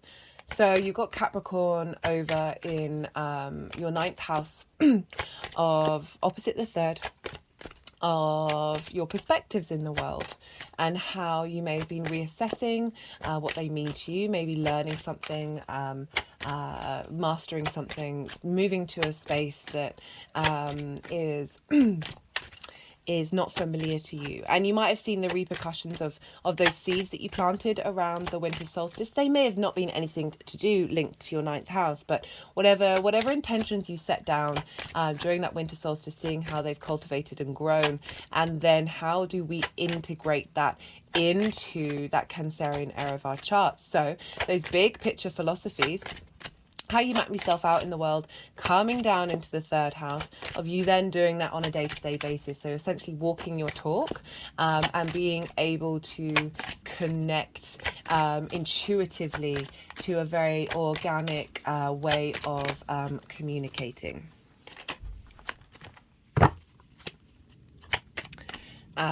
Right, so I'm pulling cards for 2 different things. I'm pulling cards for the summer solstice and what that energy is seeding in us moving forward to the next cycle, both to the autumn equinox and to the winter solstice, that what are we utilizing moving forward. And then the second pile is one of the other aspects that was being made around the summer solstice. I keep wanting to say winter solstice, I don't know what that's about.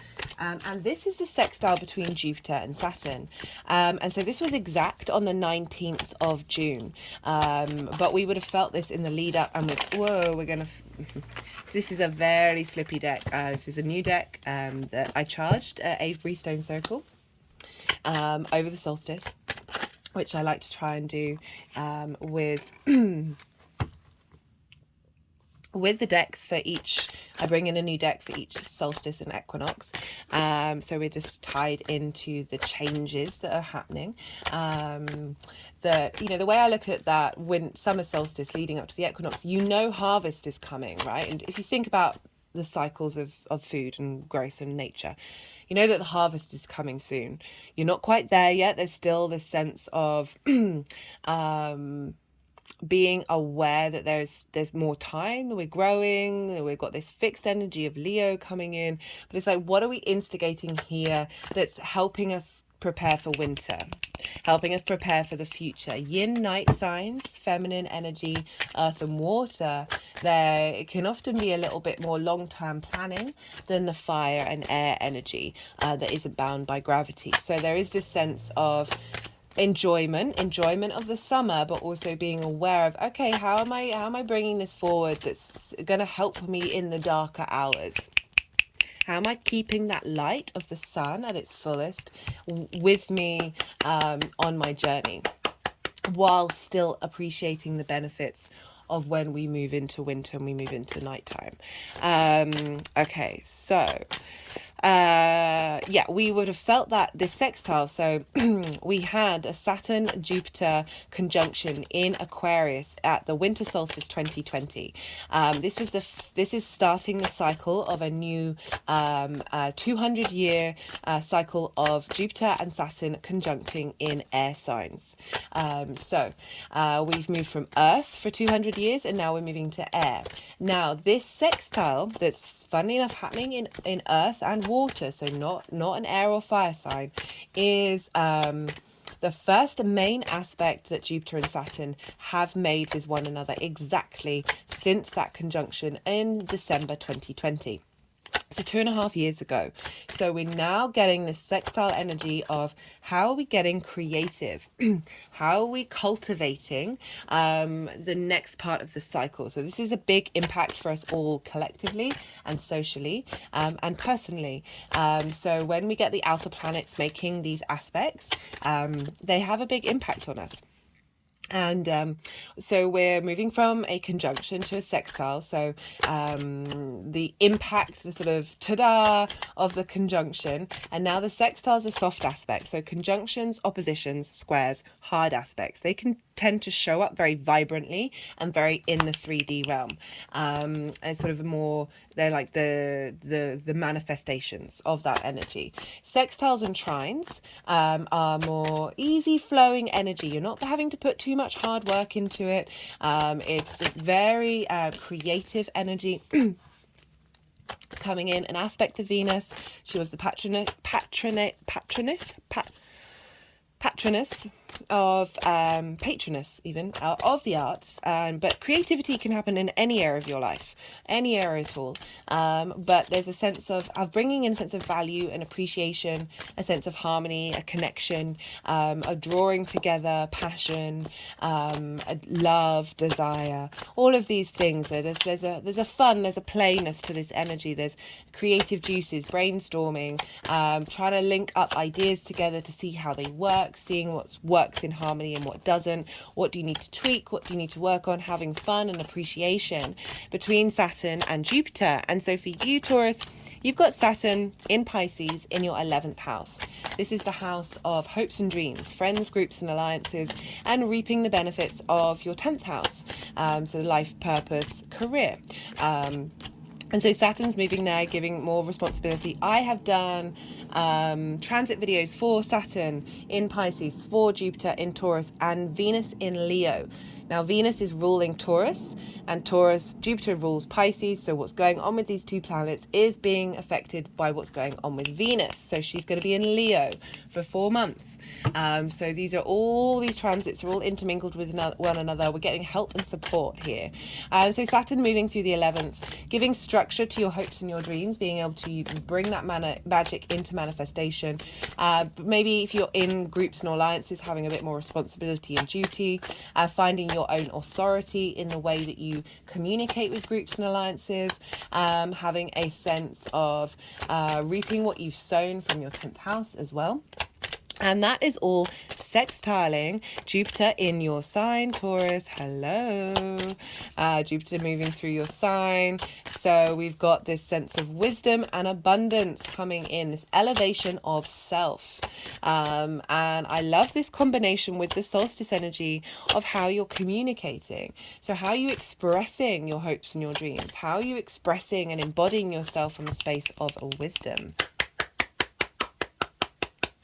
Powerful stuff. Having Jupiter in an angular house, providing opportunities and wisdom to embody self. As I said, I have done a Jupiter transit video right with your sign.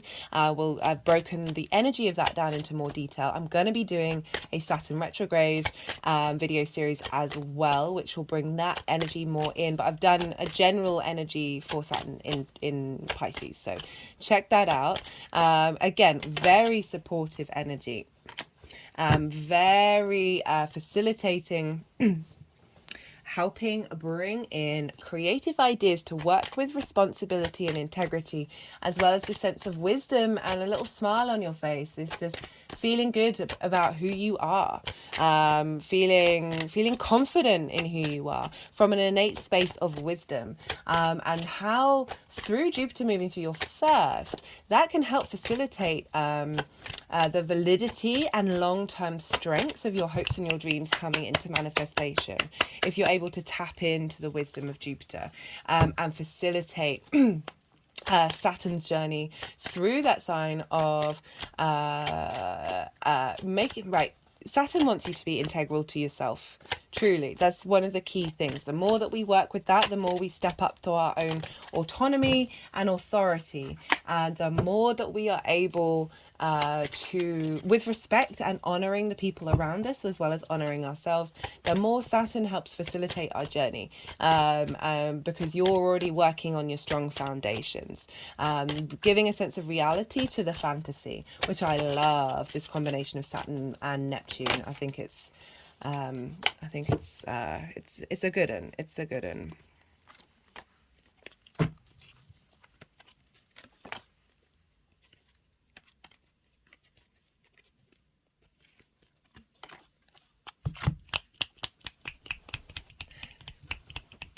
So I just cut the deck for the last couple of cards. Right, this is when I'm going to go quiet. This is when the energies move the cards around. But for this, I find it really difficult because I've got to quieten my mind and let them do what they need to do do this, think and speak at the same time. So do bear with me with that. So that you've just had a lot of information. Now there's a time of seeing what intuitive hits come up for you during during this quiet time. See what's been going on in your life. What's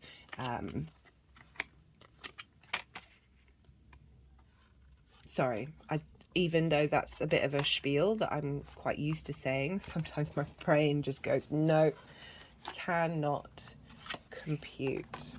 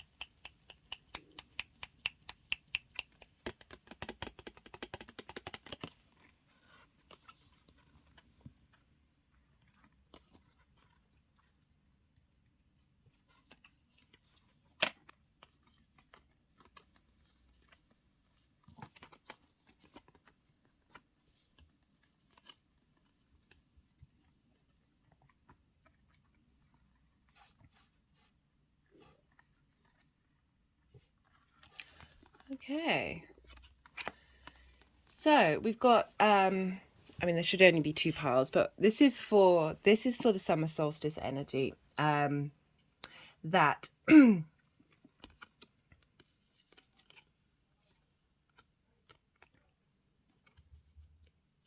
the lead up to the solstice, or what you've been working on since the winter solstice, is helping you clear out anxiety and frustration.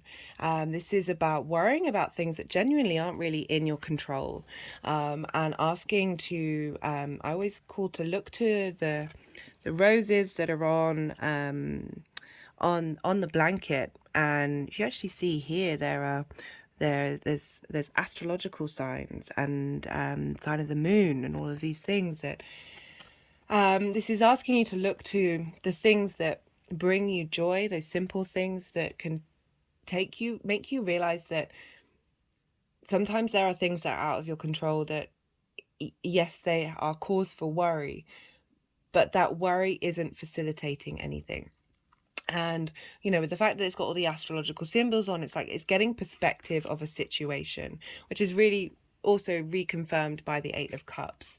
We've got the Three of Swords here. So for some of you, this might have been about heartbreak, about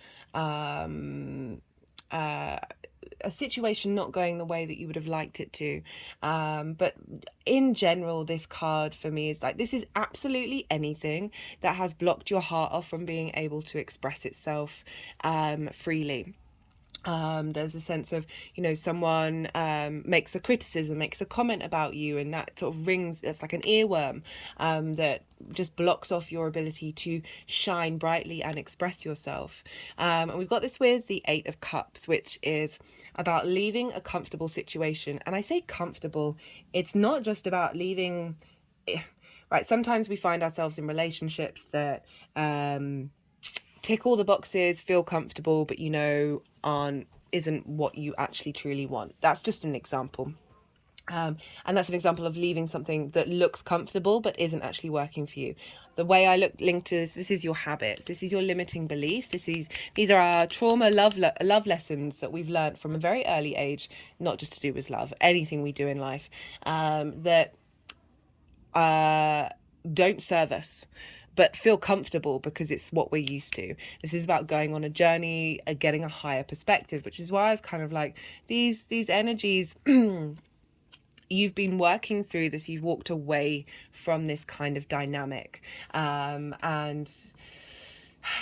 I just feel like sometimes this can be about second guessing yourself because of what people have said, the way people view you, and the way their opinions, and how it's meant that your heart has got a little smaller because you're feeling judged, you're feeling separated, that you've just gone, because this is about communication. If we think about this of Cancer and the summer solstice, of what this is leading to, coming from the winter solstice, if we want to bring in the ninth house of how you see yourself in the world, like you've gone on this journey of not wanting to move away from losing sleep and feeling that heart pain.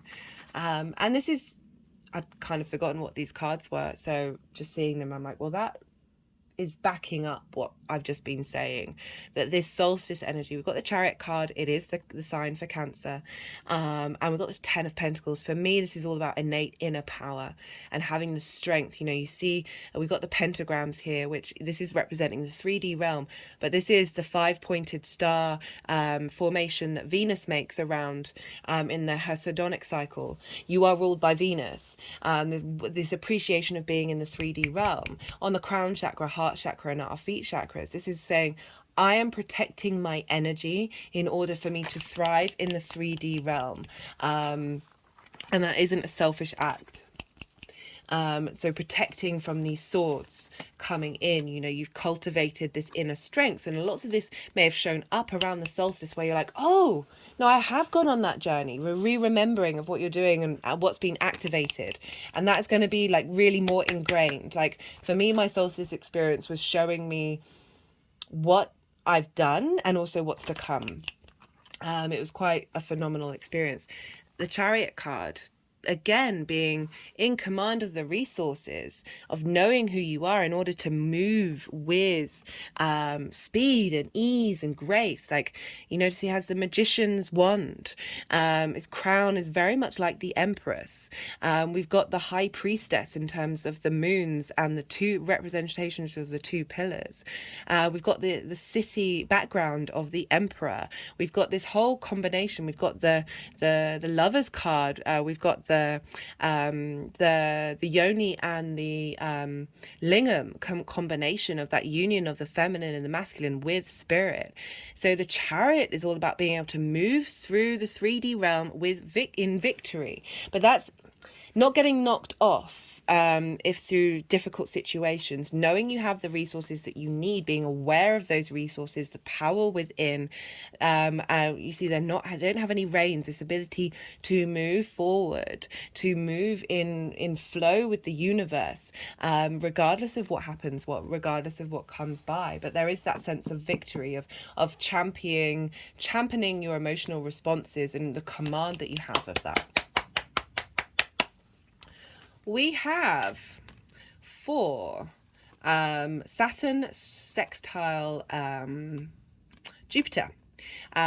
This card has come up already for this energy, and so sextiles are a cultivation time. This is planting seeds and letting them grow, being patient. We've got the Eight of Wands in reversed. There's been similar energies, cards of just taking your time. These things are going to take a while to manifest. So this is the Eight of Wands in reverse. So this is a sense of not rushing into things, of really just being in a state of observation. We've got the Two of Swords in reverse. So this is about these forces of Saturn and Jupiter, very big forces. They're not opposing. You're able to get these are able to work together, these opposing forces. To help bring new understanding to your mind, new creative ideas. We've got the Seven of Pentacles. This is about being in a state of receptivity, of things coming into balance, of receiving support from the cosmos. So this is receiving something from an energy that it almost has a higher energy, sense of wisdom, a sense of support, coming in to be able to help bring in this new dynamic with you and your hopes and your dreams. And I love that the Fool is kind of saying, hey, this is what you need to embody. You need to experience this energy that's around in a very embodied space, and that creative things and inspirations might come from environments that you wouldn't have expected, because the Fool is very much about enjoying the experience of the existence, the good, the bad, and the ugly, regardless of what's happening. Like, you are able to find the joy and wisdom in both of these things, because we've got, not only have we got the sun and it's very yellow, but we've got mountains that implies a higher perspective. And this is the energy of how this is going to be seeded moving forward. This is very beautiful energy here, right here. There's the Ace of Cups and the Two of Cups. And so for the 11th house of hopes and dreams, with you and how you embody yourself, this for me is straight up abundance and equality, right? So you being in union with yourself, the feminine, the masculine, the spirit. We've got the caduceus here, which is a symbol of healing, but they're equal. They're balanced. There's respect. There's honor here. There's appreciation. And we've got the Ace of Cups, which is this sense of your cup runneth over. You are in a state of peace and abundance, that you're able to embody this unity that feeds into your hopes and your dreams. The more that we find this unity within, the less we're seeking it out in the outside world. And that is usually when it comes along and matches that. This is a very loving energy, very caring energy. And if I link it back into the solstice as well, even though this is a longer term cycle, it's not just linked into the solstice, but if we're bringing this all together of this ability to express your emotional intention from a very balanced and abundant space. Again, if we're tapping into what that kind of message that I was getting through of I can imagine with the Saturn moving through the 11th house, of there's some kind of limitation and restriction of not being seen in groups and alliances, or just someone coming along and thinking that they're the authority on you, and that may have caused this anxiety. This may be specific to some of you. It may not be relevant for all of you. That Saturnian energy of going, hey, we're gonna cause a little trigger here. Saturn likes causing triggers in order to test your foundations. Like, this person's going to respond to you in this way, or this group is going to respond to you in this way. How are you going to react to that? Are you going to be in union with yourself? Are you going to be truly devoted unconditionally to yourself and how you embody yourself? That you're not going to get knocked off. You're not going to be anxious. You're not going to feel this heart pain.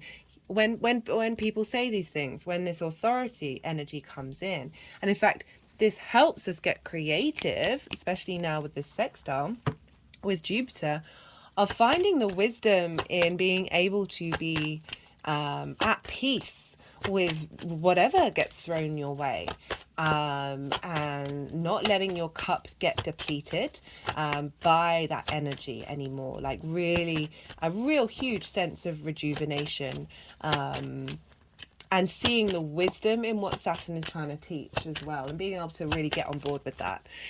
Okay, I'm going to pull a clarification card. Let's see what wants to come up for you. This is from the numerology deck. All the decks are in the description box below if any of them take your fancy. Let's see what comes out for Taurus.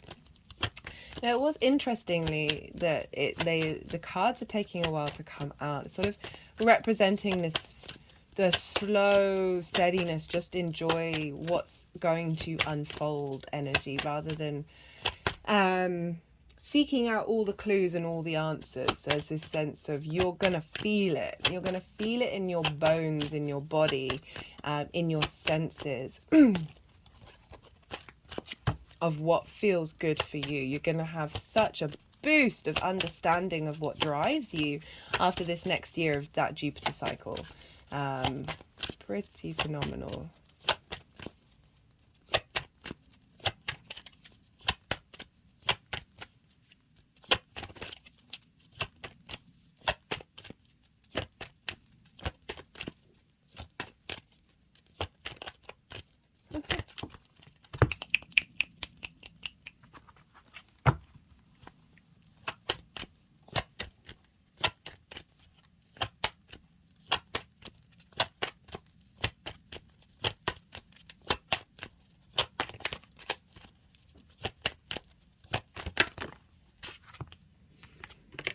Okay, the two that are flipped over.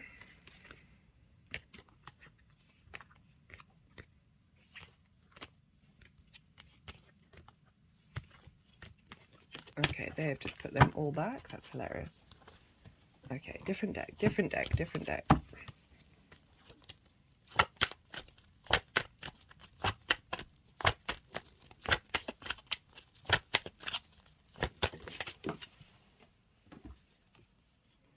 We've got strength. This is from the First Light Tarot, so this is a mixture of major arcana. Telepathy, intellect, intuition, animals. This is also the Leo card, where Venus is, and Venus is your ruler and is ruling what's going on with Jupiter, and therefore what is going on with Saturn, because Jupiter rules Pisces. Venus is also is in her exaltation in Pisces. So strength is about, well, it's highlighting the intuition, but it's about bringing things into balance, our emotional space with our cognitive higher mind, and that's through love and kindness. There's not a sense of domination, of really moving away from shame, moving away from rejection, from separation. I just split the deck and got the High Priestess, again highlighting the intuition part of this. Perception, hidden powers, reflections of ideas, knowledge. That this and the High Priestess rules is the Moon card. You know, she is that card anyway. Words that you're getting a huge boost of intuition in the way that you're able to understand that communication. And how I like the High Priestess coming in, because she's very in her space. Like, she is not bothered if people come to her. She's not bothered what people think of her. She is in her own power. We've got manifestation.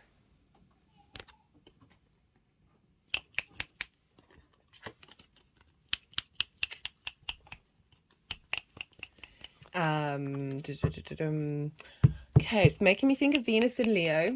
And the capacity of changing the foundations of how you value. because fourth house for you, Taurus rising, is where Leo is, and that's foundations and roots. And that Venus transit, because we've got 8-8, we've got 2 8s. Strength card is the 8th card. You might start seeing this more in Leo season pop up. Yeah, that would make a lot of sense when this communication strength that you're getting with your intuition, with that moon, with that deep internal space, that unconscious space, that through the combination of the Chariot with this manifestation energy and the High Priestess of you're moving, you're in control, but you're not controlling everything.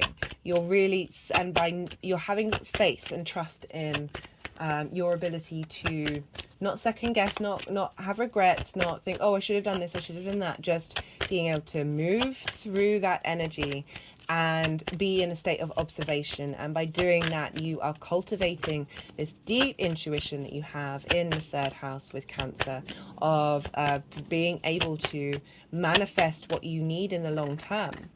What's working for you, and there's this sense of deep internal love that I'm getting. This new journey of being able to see the wisdom of who you are is just lovely. It's so lovely. Right, let's do one final card for Taurus.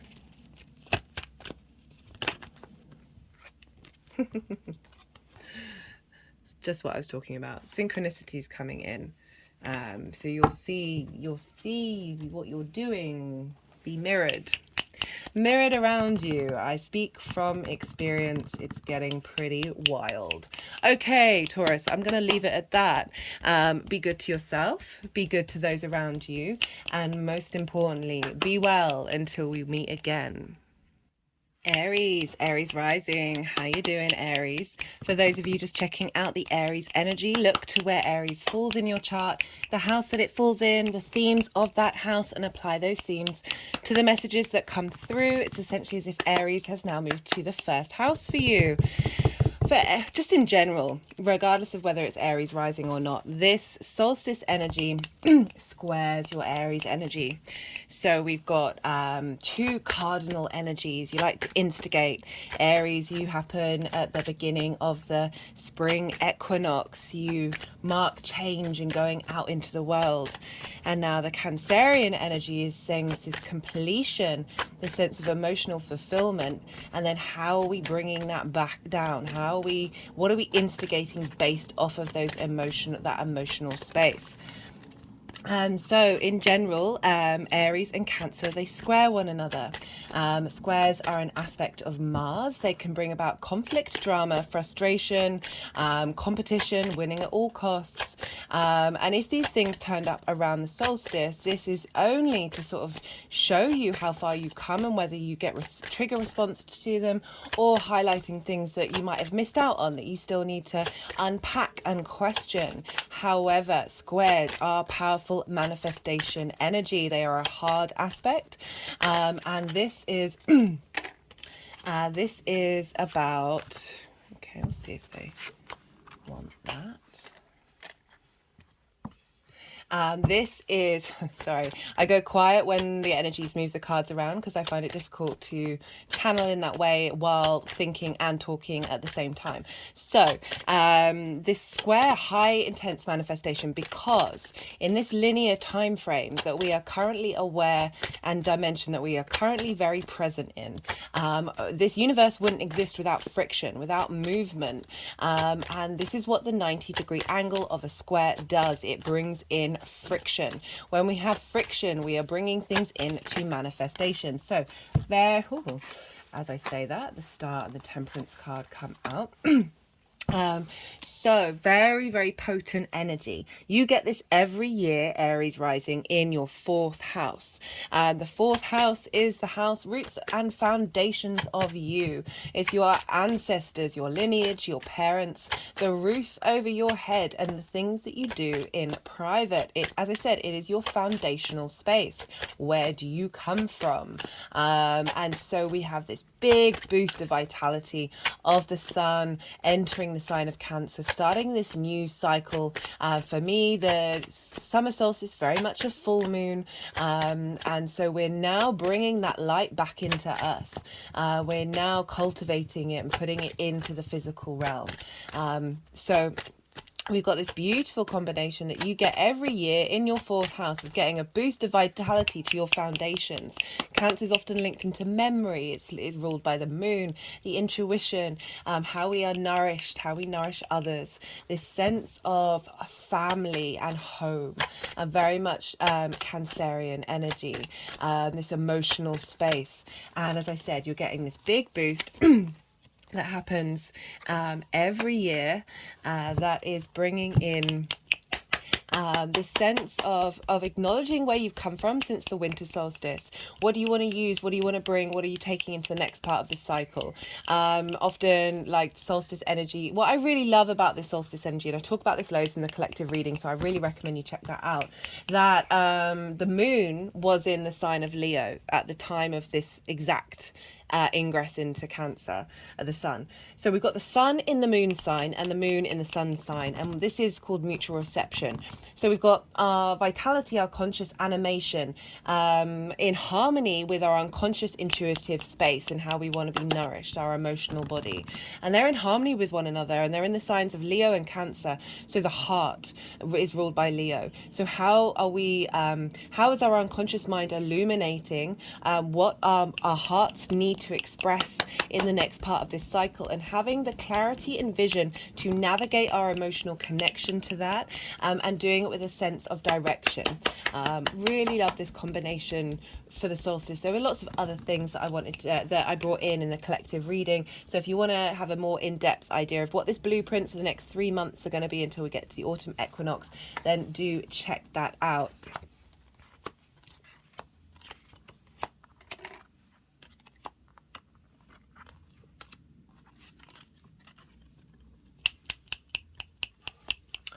So they've been pretty quick on the cards. I'm going to pick up a few more, because if that's all we're getting for the second aspect, then I feel like there's some more to be had. So that's the kind of solstice energy, what's being seeded into the next part of the cycle.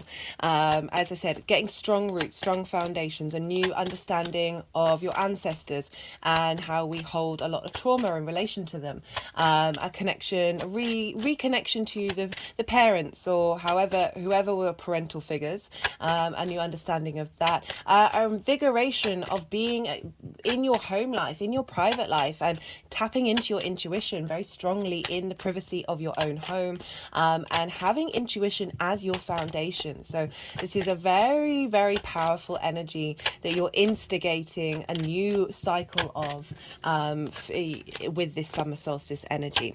So the second main thing that I'm pulling cards for is one of the aspects that was influencing the summer solstice. So we had on the 19th of June, so a couple of days before the sun moved into Cancer, the exact sextile between Jupiter and Saturn. Now, we haven't had an exact aspect with them since they conjoined in Aquarius at the winter solstice in 2020, ushering in a 200-year cycle of those conjunctions between Jupiter and Saturn happening in air signs. We did have them in earth signs, and now we're moving into air.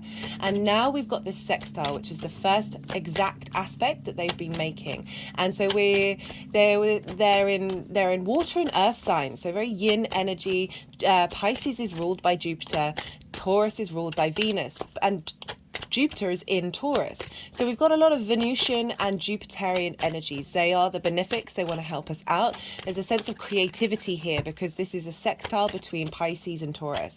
And so we've got this energy of Venus, so because that sextile is an aspect of Venus, where she's wanting to bring in creative ideas, have them be seeded at this time. This isn't all about go, go, go right now. This is a cultivation of your creativity, your wisdom, the structures, the long-term structures is that you want to build in the Pisces area of your chart, your sense of authority and responsibility with Saturn, and the expansion and wisdom of Jupiter. Because where are they? They are for you, Aries. We've got Saturn over in the 12th house of Pisces, in Pisces. Saturn loves being in the 12th house. Go check out my Saturn transit video where I pull cards for Saturn's transit. I will be doing a Saturn retrograde transit video as well, but you'll get a more understanding of what that energy is for the next couple of years. I've also done a Jupiter and Taurus transit, so check that out as well.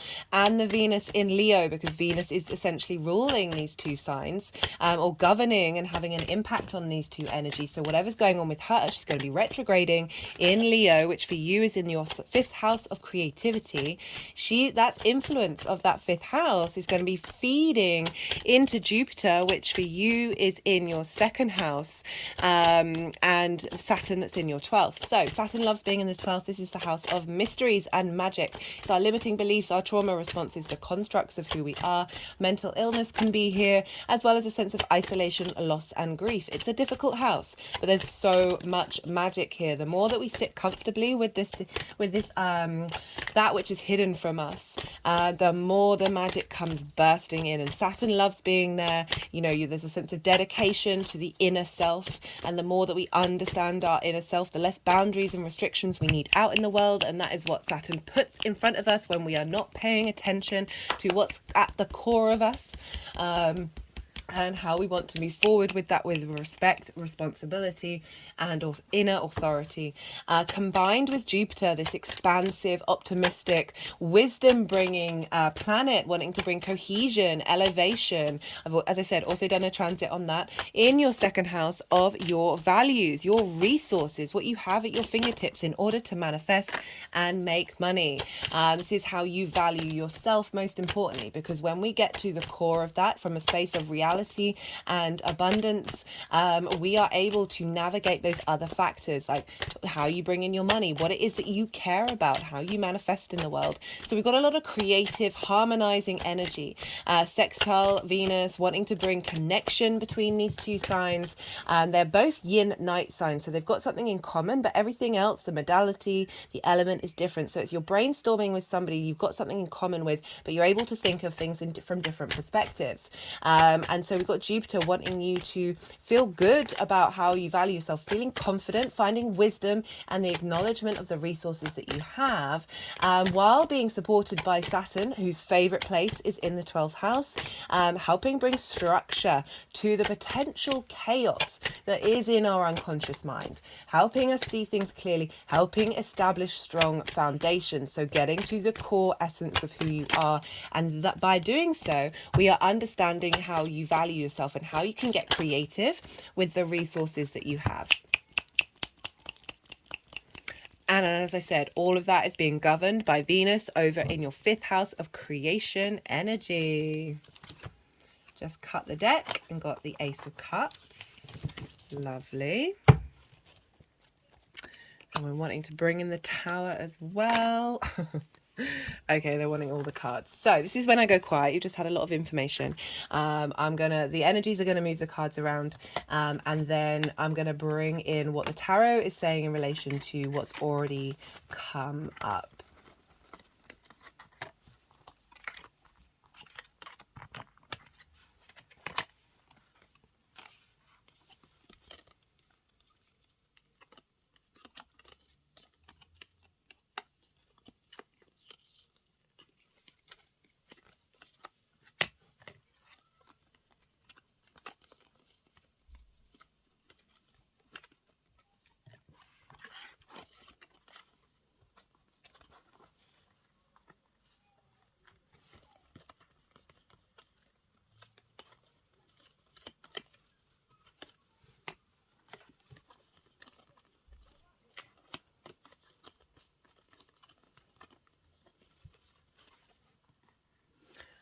Okay, so I might want to do some energy work actually.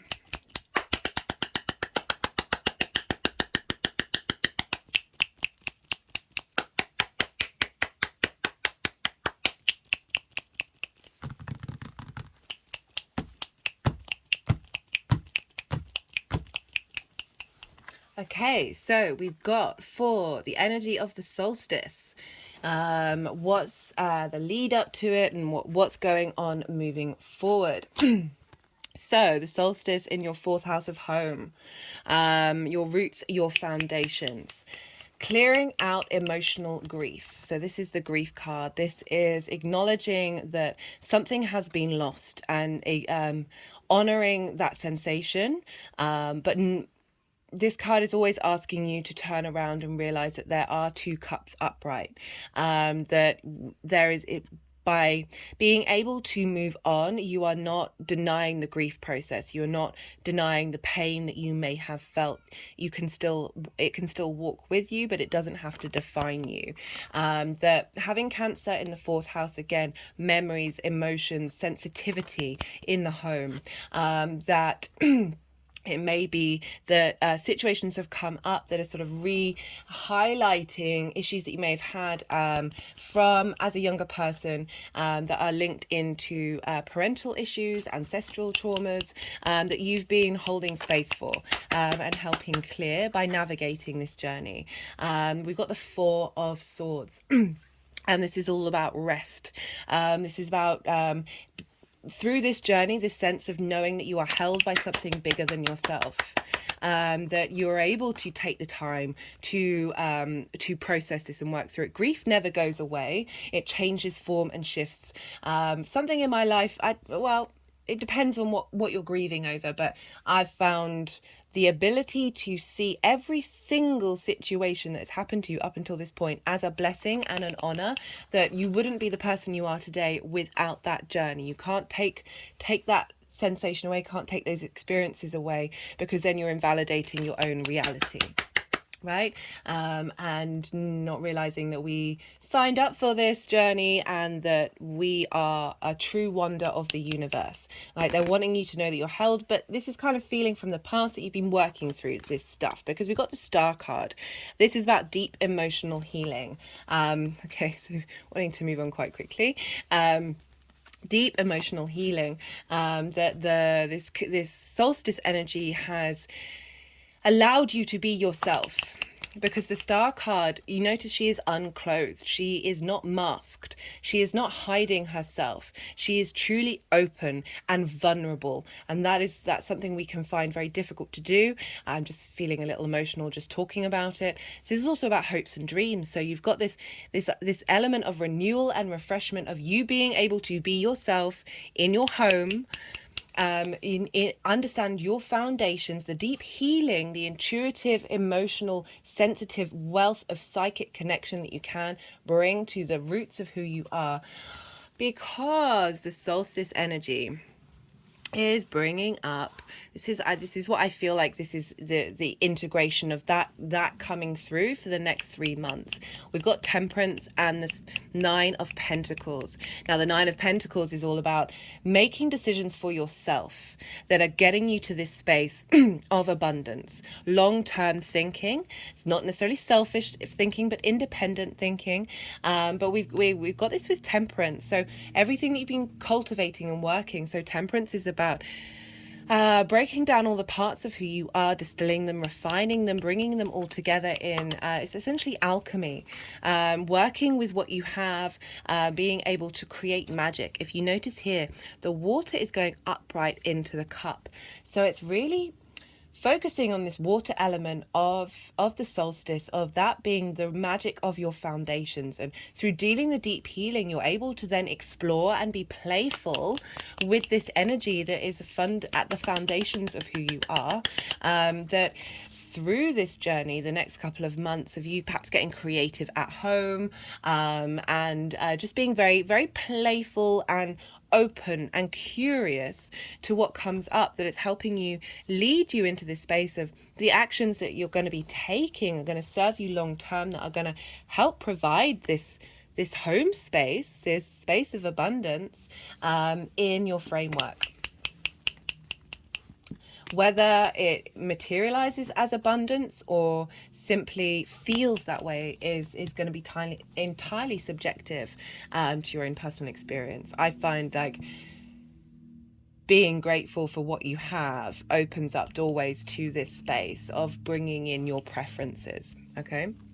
So for the energy of the sextile with Saturn and Jupiter in your 12th and 2nd house, this card has come up a fair amount in these readings. I think it's been 2 for 2. 2 readings have had the 7 of Pentacles, again showing the beginning stage of something. 2 of you have had the Knight of Pentacles. So this is kind of like what's being cultivated now with this sextile energy.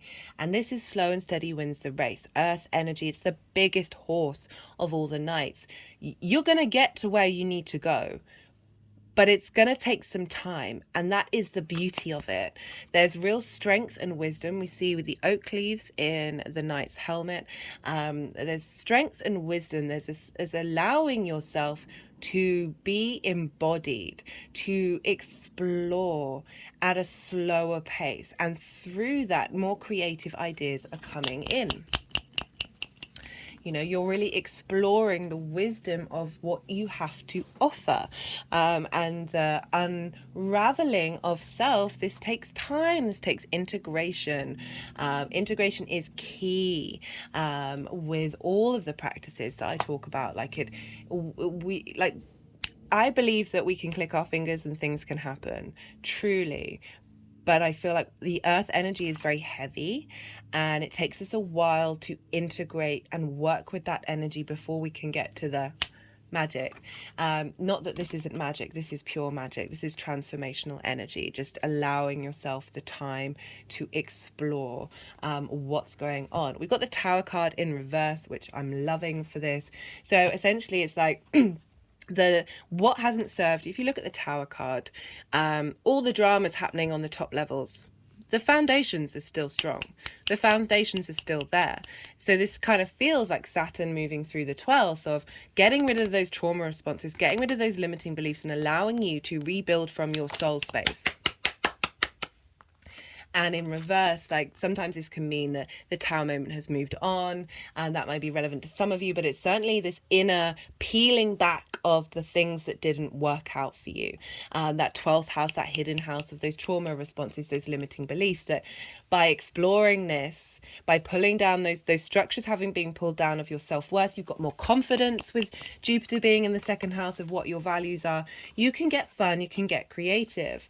We have the King of Swords and the King of Wands with the Ace of Cups. So very much in command, feeling confident, feeling wise, acknowledging your own inner authority. You've had Jupiter move through your 1st house.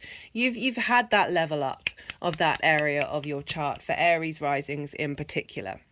Right, you're now in command. There's a clarity, there's a sense of direction, there is a desire to, even though I'm saying like this is taking your time with that night, you can your vision for the future and where you're headed is clear, and it comes from a place of love. There's this abundance flowing over, which I feel like this is connection with the winter solstice, the summer solstice, keep calling it that, energy coming in and saying, imprinting on this dynamic of seeing things clearly and wanting to enact your passions. Again, this can be linked into your self-worth and the hidden constructs of who you are. You know, that Aries energy feeding into the 2nd of how you embody your tools is through that fire energy, through that I want to be me and I want to express me through my experience of the 3D realm. So love that that's coming up. Very, very strong energy, but it is saying be mindful. What I'm getting from this is be mindful and remember. There's a sense of peace here with the dove, of peace, of your emotional engagement with this, of just being through this exploration and through this finding your own inner authority. There's a sense of peace and calm and creativity coming out here, and imagination, which is the water energy. So, well, hello. This is quite something. We've got, so this is the energy of that aspect manifesting, moving forward. So it's a long-term cycle, that sextile. That we've got the Sun, the Four of Wands, and the Three of Cups. Like, you really couldn't get much happier than this. They're the Sun, vitality, strength, joy, this direct light source codes coming in, with this sense of celebration. This is about hard work, working together. I link it into the harvest, this celebration when the harvesters come in. Okay, so this might happen, this might be coming more into fruition after the autumn equinox, because that is when we bring the harvest in. But this is having done the hard work, having enjoyed doing the hard work, whistle while you work, that you're then able to celebrate. There's a sense of communion here, and that's doubled down by this Three of Cups. It's like, this is bringing about a state of harmony. And I love this for the 12th house and the second house, because the 12th house can be a difficult place for us to be. The second house, we may not value ourselves. This is coming in and saying all of this is coming into harmony. There's a sense of appreciation and value for every part of who you are and every way that you express yourself. And this boost of the intuition in your foundations, in your roots of the summer solstice, is feeding that energy of this sextile of, hey, let's bring things together, let's connect, let's find some emotional strength and joy. There's a lot of joy here, there's a lot of command. Love this for you, Aries. Right, I am going to pull some clarification cards. All the decks are in the description box if any of them take your fancy, as well as the few dates that I mention in this all 12 signs reading. Any of the videos that I suggested, I have playlists for all the signs and all the planets, so they're quite easy to access and find, and I do recommend it. This is a big year. This is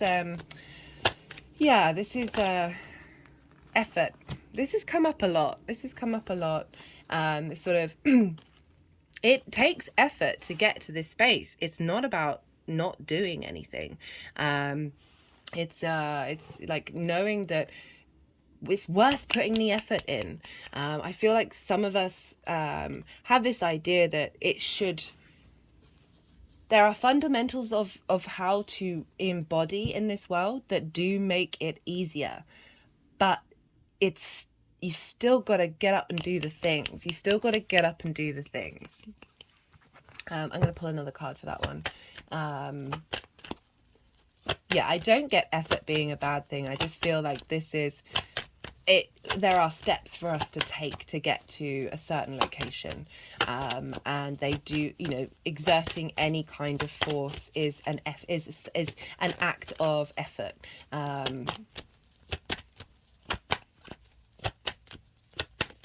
Okay, what else wants to come out? And it's worth it. It's totally worth it.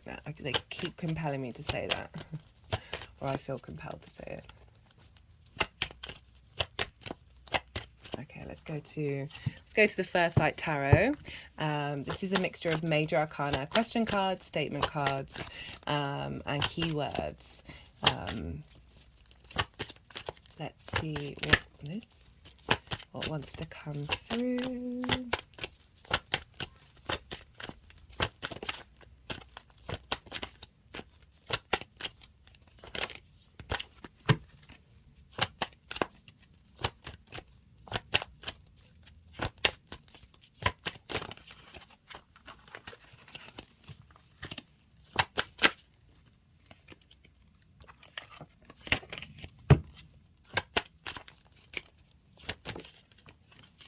Yeah, so think back to, oh, hey, Aries. This is the Aries card, Emperor, Order, Logic, Stability, Plans. Yeah, I was really getting just this, there's a strength here. You've got two kings. There's really sort of highlighting, you've got an inner power that you're working with, and there's a sensitivity with it as well, which is a really lovely combination to come out. Okay, I'm going to pull one more card from the numerology deck. Yeah, just think back to the winter solstice, what sort of seeds that you planted. You've got Capricorn in the 10th house. This is your purpose, your life, career, your reputation, how the big outside world sees you. And that's where we started the winter solstice, where we we set seeds, we set intentions of the next part of the year, and see what cropped up around the summer solstice of when, hey, this is what you've done, this is where you've come from, and now how are we applying it moving forward? Like, everything is, we still celebrate with summertime, there's going to be relaxation, but there's a sense of motivation coming in, of helping us open up, not only to joy but also to effort, right? Like, it's hard work isn't hard. We need to find a different phrase for that. Meaningful work that you're committed to. Love.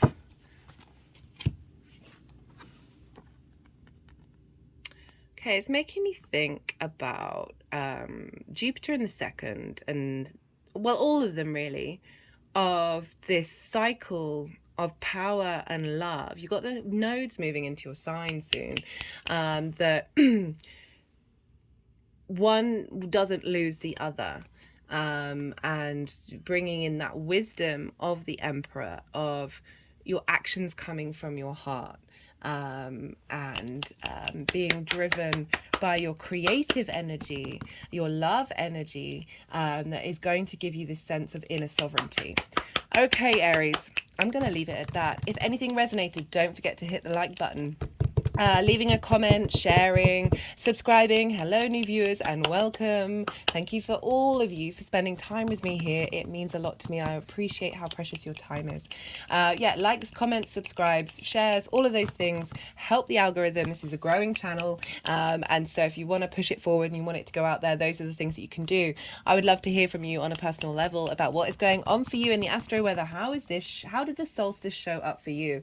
But other than that, be good to yourself, Aries. Be good to those around you. And most importantly, be well until we meet again.